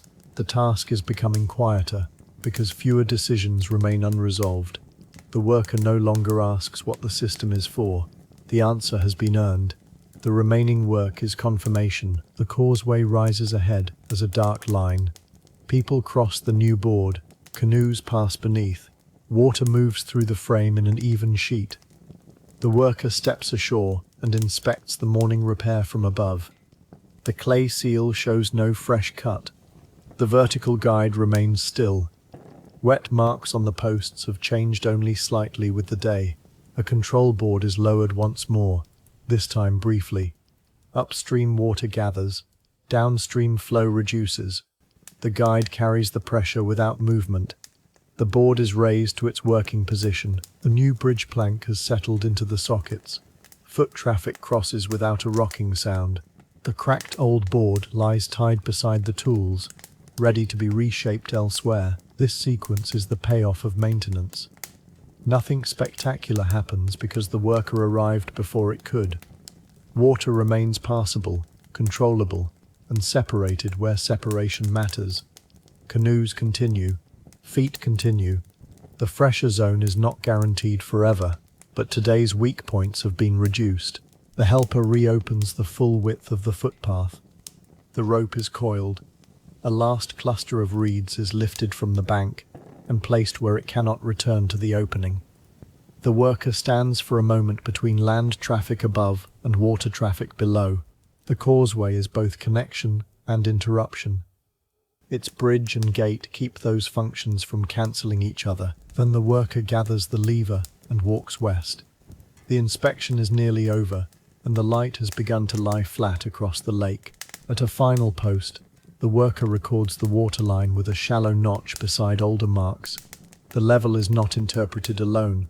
It belongs with recent rain, wind, upstream reports, gate positions, and observations from other openings. This is maintenance as judgment rather than command. The worker cannot make the basin hold still. The task is to preserve choices: a board that can be lowered, a passage that can be cleared, a bridge that can be lifted, a seam that can be packed before it widens. Behind the causeway, the water around fields remains suitable because many such choices are made across the system. Some are household acts, some community labour, some large works linked to political authority. All require people to notice change. The worker runs a hand over the new notch, brushes away the wood dust, and compares it with the wet surface. The mark is clear. No further repair is needed here. The pole, lever, rope, and remaining clay are carried to the landing. The cracked board is loaded last. A canoe operator approaching the opening asks whether the center is clear. The worker answers yes and steps aside. The boat enters, passes beneath the replaced plank, and continues toward the southern channels. The worker watches until the stern clears. The gate remains open at the chosen height. Water follows, moving steadily rather than urgently. Before the tools are put away, a second worker arrives from another opening with a short report. The exchange is plain. One gate carried more weed than usual. Another post stayed firm. The eastern face took the stronger wind. No alarm is raised, but tomorrow's route changes. The first worker points to the cracked board and the rope that has been replaced. The shallow notch at the waterline is shown, then covered with one hand, while the other worker compares it with the damp mark on a measuring pole. Their observations agree closely enough for the next watch. Large waterworks survive through such handoffs. A dike may be remembered by the name of a ruler, yet its useful life is made from repeated local knowledge. Which seam seeps, which socket binds, which opening silts first, and which repair should not wait for a ceremonial occasion. The new arrival carries the lever toward the rack. The first worker takes the remaining clay. Together they walk the short distance to the landing, neither hurrying. Behind them, the repaired passage continues to divide the day's pressures into manageable movements. A foot crosses above, a canoe passes below. The barrier does not need admiration from either traveller. It needs the next worker to know what the last one saw. The tools are returned to a covered rack. Clay is wrapped to slow drying. Rope is hung in loose loops. The cracked bridge board is measured for a smaller use and marked where it can be cut. The worker washes mud from both forearms. Unlike the Chintampa farmer's black sediment, this clay is paler and grittier. It leaves the same stiffness in the hands. The day's evidence has been practical. The lake system was several connected basins, not one uniform lake. Texcoco's central water was brackish. Southern Lake supplied fresher water. A long dike and controlled openings helped maintain the distinction and manage levels around the city. Causeways carried people while their gaps served canoes and flow. None of it worked without inspection. The worker does not recite these conclusions. The body knows them as a sequence of resistances: a board caught in its socket, a guide moving at the base, water pressing a lowered gate, a leak carrying sediment, a pole touching bottom too soon. Each resistance received an answer small enough to perform. Together those answers kept a large system usable for another day. The worker closes the rack and walks from the landing. Behind, the opening passes water in an even band. The dike farther east is only a low line in the distance, its repaired seam invisible. Dusk reaches the causeway. Pedestrians are fewer. The last work canoes pass through before the bridge opening grows dark. The worker pauses where the morning obstruction had collected. The upstream frame is clear. A few leaves touch it and slide through. The new plank holds the final footsteps without movement. There is no claim that the entire lake system is now secure. Maintenance never earns that kind of ending. It earns a narrower one. The local weakness has been repaired, the flow judged, and the route left open. Far south, Chinampa channels receive water whose quality depends partly on barriers beyond any one field. At the plots, farmers see the result as a stable edge, a reachable waterline, and soil that can remain productive. They need not stand on this causeway to depend on the work done here. The worker turns home. The coil of rope is lighter because one damaged length was replaced. The lever rests on one shoulder. Steps cross from one fixed section of causeway to the next. Below, a canoe pole enters the darkening water. The operator pushes through the opening and does not slow. That unremarkable passage is the final proof required. The third story ends with water moving where it has been allowed to move, held away where it must be held away, and a maintenance worker leaving after the last careful look. Several days later, the repaired Chintampa has settled. The new edge is firm beneath a cautious foot, and the water lies where the farmer intended, close enough to darken the soil without covering it. Another adult works near the middle of the plot. The afternoon is already softening. A low nursery bed, called an almasigo in later descriptions, occupies a small square of fine mud. Here the first growth has been kept together before being moved into wider ground. The grower's ordinary goal is to transplant a row before dusk. The seedlings are small enough to damage with a careless grip, and established enough that delay will make their roots harder to separate. The work asks for no sudden strength. It asks for the same measured movement many times.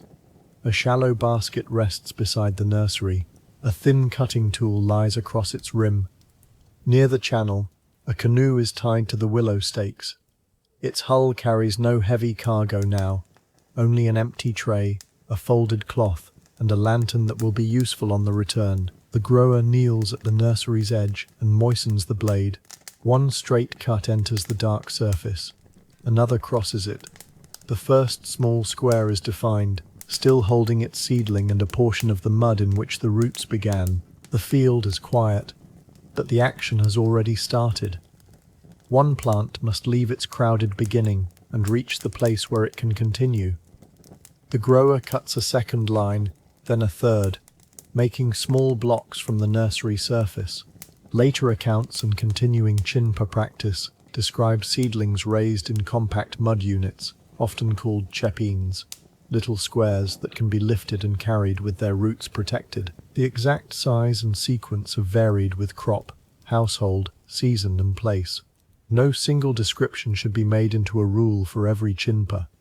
What matters here is the practical idea supported across the evidence. The seedling is moved with some of its moist beginning around it. The fingertip presses beside the first block.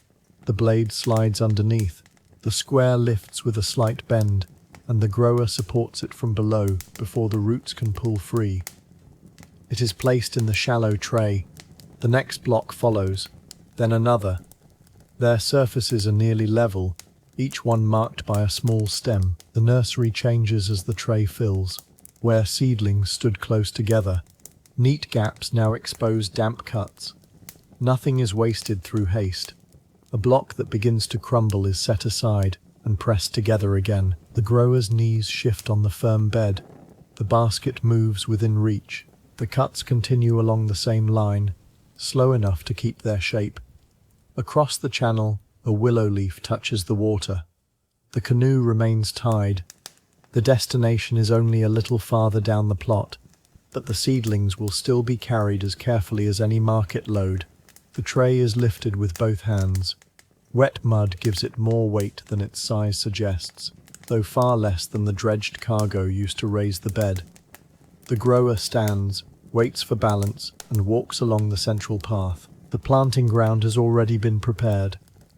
Its surface is fine and level, with a shallow moisture that holds the print of a heel without closing over it. The repaired corner lies beyond, dark and stable. A cord runs between two short pegs. It is not an abstract diagram, it is a guide for the next bodily movement. The grower sets the tray beside it and kneels. One small opening is made with the fingers. A mud square is lowered until its top meets the surrounding surface. Loose soil is pressed around the sides, enough to hold it without sealing the stem. The next opening follows at a measured distance, then the next. The cord keeps the row from wandering while attention remains on each plant. Modern agronomy can describe the advantages of transplanting, but the historical action is simpler to follow. Starting plants together concentrates early care. Moving them later gives each one space in the growing bed. The evidence does not tell us every thought of this grower, so the narration stays with the hands. The tray becomes lighter. Behind it, the row lengthens. Each seedling now stands in the plot rather than on the nursery block, yet it carries a small piece of that first ground with it. A root appears at the side of the next square. The grower stops before lowering it. A thumb draws damp soil across the exposed thread, and the block is turned so the stronger face meets the opening. This is the friction of the gentlest task. The plants are alive, small, and uneven. Some blocks hold together, some soften. One stem leans because it met the edge of the tray. Each asks for a slightly different correction. The leaning seedling is supported with 2 fingers while soil is pressed at its base. It rises enough. The grower does not force it upright beyond what the stem will accept. The cord is moved outward by the width of a hand. A second row begins. The repeated pattern is visible now. Open the soil, lift the block, set it down, close the sides, check the stem. Water below the bed does part of the work without appearing at the surface. The grower tests the soil by touch. It is cool and moist, not flooded. The height chosen during the repair has become a condition around the roots. Too low would have left the nursery and planting ground vulnerable to water covering them. Too high would have separated roots from the dependable moisture beside the channels. The day's earlier argument with mud has reached this quiet consequence. Another square enters the ground. The grower smooths the rim with one pass of the fingers and reaches for the next. The first tray is empty. A thin layer of mud remains on its bottom, crossed by the marks of lifted blocks. The grower carries it back to the nursery. There are still seedlings waiting. They stand close, their leaves touching. The cut lines make the next group easier to separate, but the outer edge has begun to dry in the late air. Water is brought from the channel in a small vessel. It is poured beside the nursery rather than over the leaves. The mud darkens. The blade enters again with less resistance. This use of nearby water is one reason the raised field and its channels belong to a single system. The canal is root, reservoir, source of sediment and boundary, yet none of those functions removes the need for judgment. Water must arrive in the right amount and at the right place. The grower lifts another block. A corner breaks away, exposing roots. Damp mud from the nursery edge is pressed into the gap. The repair is small enough to fit beneath 2 fingertips. The second tray fills more slowly. Light is lowered, and the grower checks the remaining distance to the prepared row. There is time for one more group. Not for every seedling on the bed, a choice is made. The firmest blocks are lifted first. The others remain together for another round of care. The tray is raised. The nursery is covered at its cut edge with a folded damp cloth, and the grower walks back toward the cord. At the planting bed, the cord has loosened. One peg leans toward the channel where the repaired soil is still settling. The grower presses it deeper and draws the line straight. The second tray is placed on the path. The first block enters the new row. Its surface sits a little high, so the opening is widened and the block lowered. Soil closes around it. The grower uses no count that the listener needs to remember. The work is understood through sequence. Plant after plant moves from tray to bed. The row advances from one peg toward the other. Surviving descriptions of Chinampa cultivation were often written after the Spanish arrival, sometimes by Europeans, or through colonial projects that recorded indigenous knowledge for their own purposes. They are valuable and limited. Archaeology, soil studies, and living practice can support the physical logic without making every later sentence an exact window into this afternoon. The aside lasts only as long as the next movement. The grower lifts another block. Its mud is firm. The stem is centered. It settles at the first attempt. Fingers press the four sides, then move away. What cannot be recovered is allowed to remain unknown.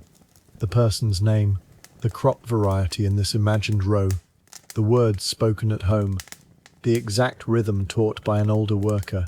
The story needs none of those inventions. It needs the tray becoming lighter and the growing bed receiving one protected root system after another. A canoe passes in the channel without cargo. Its operator gives the tide boat a wide berth, and the wake reaches the bank as a low movement. The grower pauses with a seedling held above its opening. Water touches the willow stakes. The repaired edge stays firm. When the movement has passed, the block is lowered. This small interruption joins the episode's stories without reopening them. The same channels that carried baskets and mud now carry an empty boat home. The same controlled water that passed Causeway gates now rests beside the planting bed. The systems meet here as ordinary conditions around one person's hands. The cord reaches its second peg. The row is complete. The grower sits back and examines the line from a lower angle. One seedling is too close to its neighbor. It is lifted before the surrounding soil settles, moved the width of 2 fingers, and pressed again. Another has a shallow gap at its side. Loose earth closes it. The corrections do not make every plant identical. They make the row workable. The canoe's wake has disappeared. Reflections return between the stakes. A little mud has washed from the bank, but not enough to open a cut. The grower wipes the blade on the folded cloth and turns toward the nursery. A final tray remains possible before the lantern is needed. The last group is smaller. The grower cuts only the blocks that can be planted before darkness settles. The rest of the nursery is left intact, its surface damp and its edge pressed smooth. A tray can tempt a worker to take more, because the empty space appears ready. The grower refuses the invitation. Seedlings lifted now must be set now. The uncut plants will be safer where they are. The selected squares are arranged with a little room between them. The tray is carried slowly along the path. Evening light lies across the wet surfaces and shows each cut. At the prepared ground, the cord is moved for the final time. Its new line is shorter. The grower kneels and begins. There is no conversation to supply. The repeated movements have enough shape. An opening is made. A block is lowered. Soil is gathered. The stem is checked. Hands return to the tray. The lantern remains unlit beside the canoe. Its frame is visible near the willow stake. The grower judges the remaining light by the bed rather than by the sky. Half the tray is planted. Then another block. Then the final 2. The last square holds together until it meets the opening. One side folds inward. The grower supports it, adds damp soil from the path, and closes the gap. The stem remains upright. The hand rests beside it for a moment, feeling the moisture around the new place. With the tray empty, the grower removes the cord. One peg comes free at once. The other resists, held by the newly built soil. It is rocked gently rather than pulled hard enough to tear the edge. The cord is coiled around both pegs. The blade and vessel are placed in the basket. Mud from the tray is scraped back onto the nursery, where it is smoothed across the cut surface. The remaining seedlings are checked. The cloth is dampened once more and laid along the exposed side. Nothing new is planted there. The grower simply leaves the nursery ready for the next return. Across the plot, the transplanted rows are distinct but modest. Their stems do not transform the field at a glance. The payoff belongs to the completed action. Plants that began crowded together now have growing space, while their roots remain wrapped in moist mud. The method does not remove uncertainty. Weather, water, soil, insects, and human care will continue to matter. Tonight's task has a smaller promise and has kept it. The grower walks the rows once, placing each foot on the path. A leaning stem is touched and left. It has enough support. At the repaired corner, the new willow stakes hold the dark edge. Water sits below the surface at the height chosen days earlier. The seed bed and the channel now agree. The grower brings the empty tray to the canoe. It is set flat in the bow, where no remaining mud can tip it. The basket follows, then the coiled cord. The lantern is lifted from its hook. A small flame is made and sheltered until it steadies behind the frame. Its light falls on the nearest stake, the gunwale, and one patch of water. Before leaving, the grower returns to the planting bed for a final look. The lantern does not reveal the whole plot. It shows a short section at a time. The first row is level. The second holds. At the third, a small hollow has collected beside one block. Soil is drawn into it and pressed. This is the last correction. The grower rises slowly, one hand on a knee, and carries the lantern back. No harvest is promised in the scene. The useful ending is nearer. A nursery has been divided with care. Seedlings have travelled in their own mud. Rows have been completed without exposing the roots or flooding the bed. The adult steps into the canoe and sits rather than stands. The pole is laid within reach. The line is untied from the willow. For a moment the boat remains against the bank. Lantern light touches the new plants. Beyond them, the rest of the Chintampa is already dark. The canoe moves with one quiet push. The grower keeps close to the plot, using the pole where the channel bottom can be reached. The lantern hangs low. Its reflection stretches, breaks at a ripple, and gathers again. The tray in the bow shifts once and is steadied with a foot.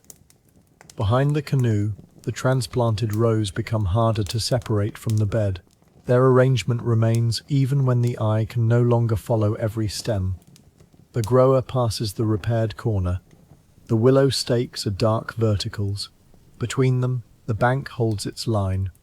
Water touches the fresh mud without climbing over it. The day's answer is now complete.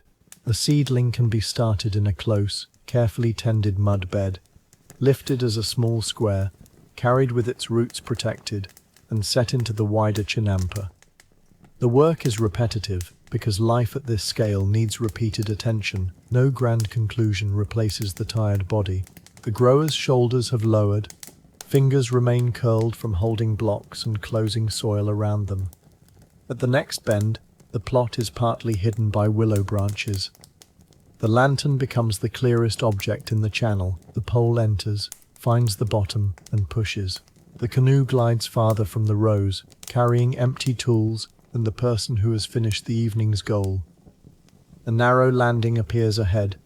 The grower guides the bow beside it and catches a post with one hand. The canoe touches wood without a knock. The basket is lifted out first. The tray follows. The lantern remains hanging until the boat is tied, keeping both the rope and the wet edge visible. Mud on the grower's hands has dried in fine lines. Water loosens it. The blade is rinsed, dried on the cloth, and placed inside the basket. The work has moved through 4 forms of ground. Soft nursery mud held the first roots. Cut squares carried that ground across the plot. Prepared soil received each block. The raised Chintampa itself held all of it above the surrounding water. Those facts are not added as a lecture. They are visible in what returns from the field. An empty tray, a damp cloth, a clean blade, and soil beneath the fingernails. The lantern is taken down. Its light passes once across the canoe's flat interior, now free of cargo. The grower climbs from the landing and carries the basket along the path. The flame moves behind willow branches, appearing and disappearing. Back at the plot, no person remains. The seedlings stand where they were placed. Canal water touches the fixed bank, and the nursery keeps the plants left for another day. Night settles over the channel network by degrees. The last canoe from the nearby plots moves slowly enough that its pole makes only small circles on the surface. The transplanted chintampa lies dark and level.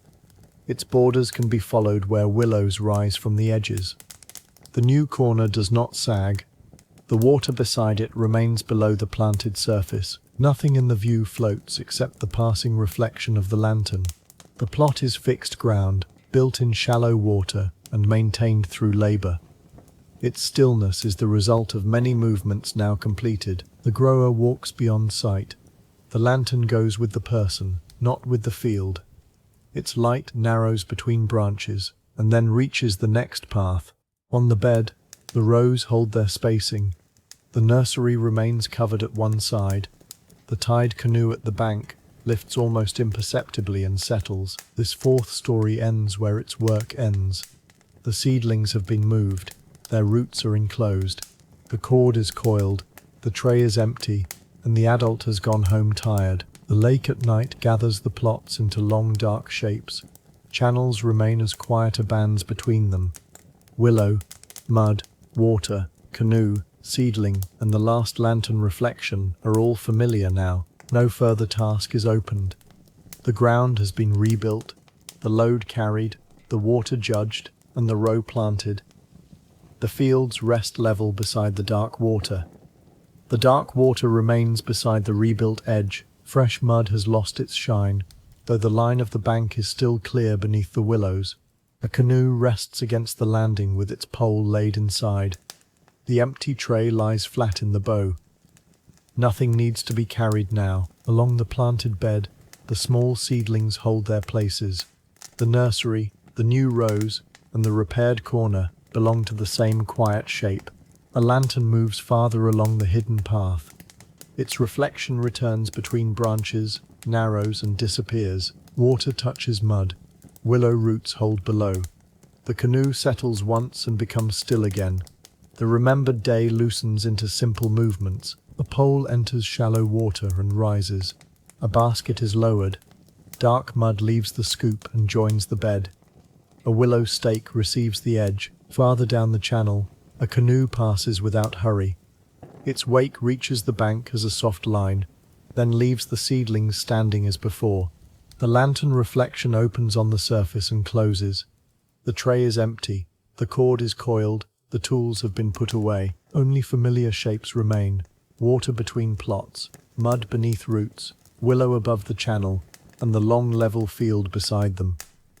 The new row lies across the dark bed. Each small stem has its square of mud, and each square has settled into the soil around it. At the corner, the repaired bank keeps its quiet outline. Water rests just below. Willow stakes rise at intervals, darker than the sky reflected between them. The canoe at the landing no longer carries a load. Its flat interior holds a little lantern light and then lets the light pass. Nothing arrives from beyond the channel. The scene stays with what has already been handled, placed, tied, pressed, and left ready. The lake surface smooths around the fixed edge. The lantern is now a smaller glow among the branches. Behind it, the path is hidden. Ahead of it, the same willows appear for a moment and return to shadow. On the water, the reflection lengthens beside the canoe. It crosses the faint movement near the bank and gathers again. Mud holds the willow. Mud holds the seedling. The raised bed holds the rows that were finished before dusk. The day's weight has left the hands that carried it. The scoop is quiet. The basket is empty. The pole rests along the gunwale. The plots remain dark and level, with narrow water lying between them. The last familiar images stay without changing. Dark water beside dark mud, willow trunks at the edge, a canoe drawn close to the landing, seedlings standing in the row, a lantern reflection, faint between the branches. The repaired corner holds, the nursery rests. The empty tray lies in the bow. Across the level plots, no new movement begins. The channels keep the small reflections that remain, and the surface grows still around every stake. The lantern light becomes part of the darkness. Water, mud, willow, canoe, and seedling remain together beside the quiet bank.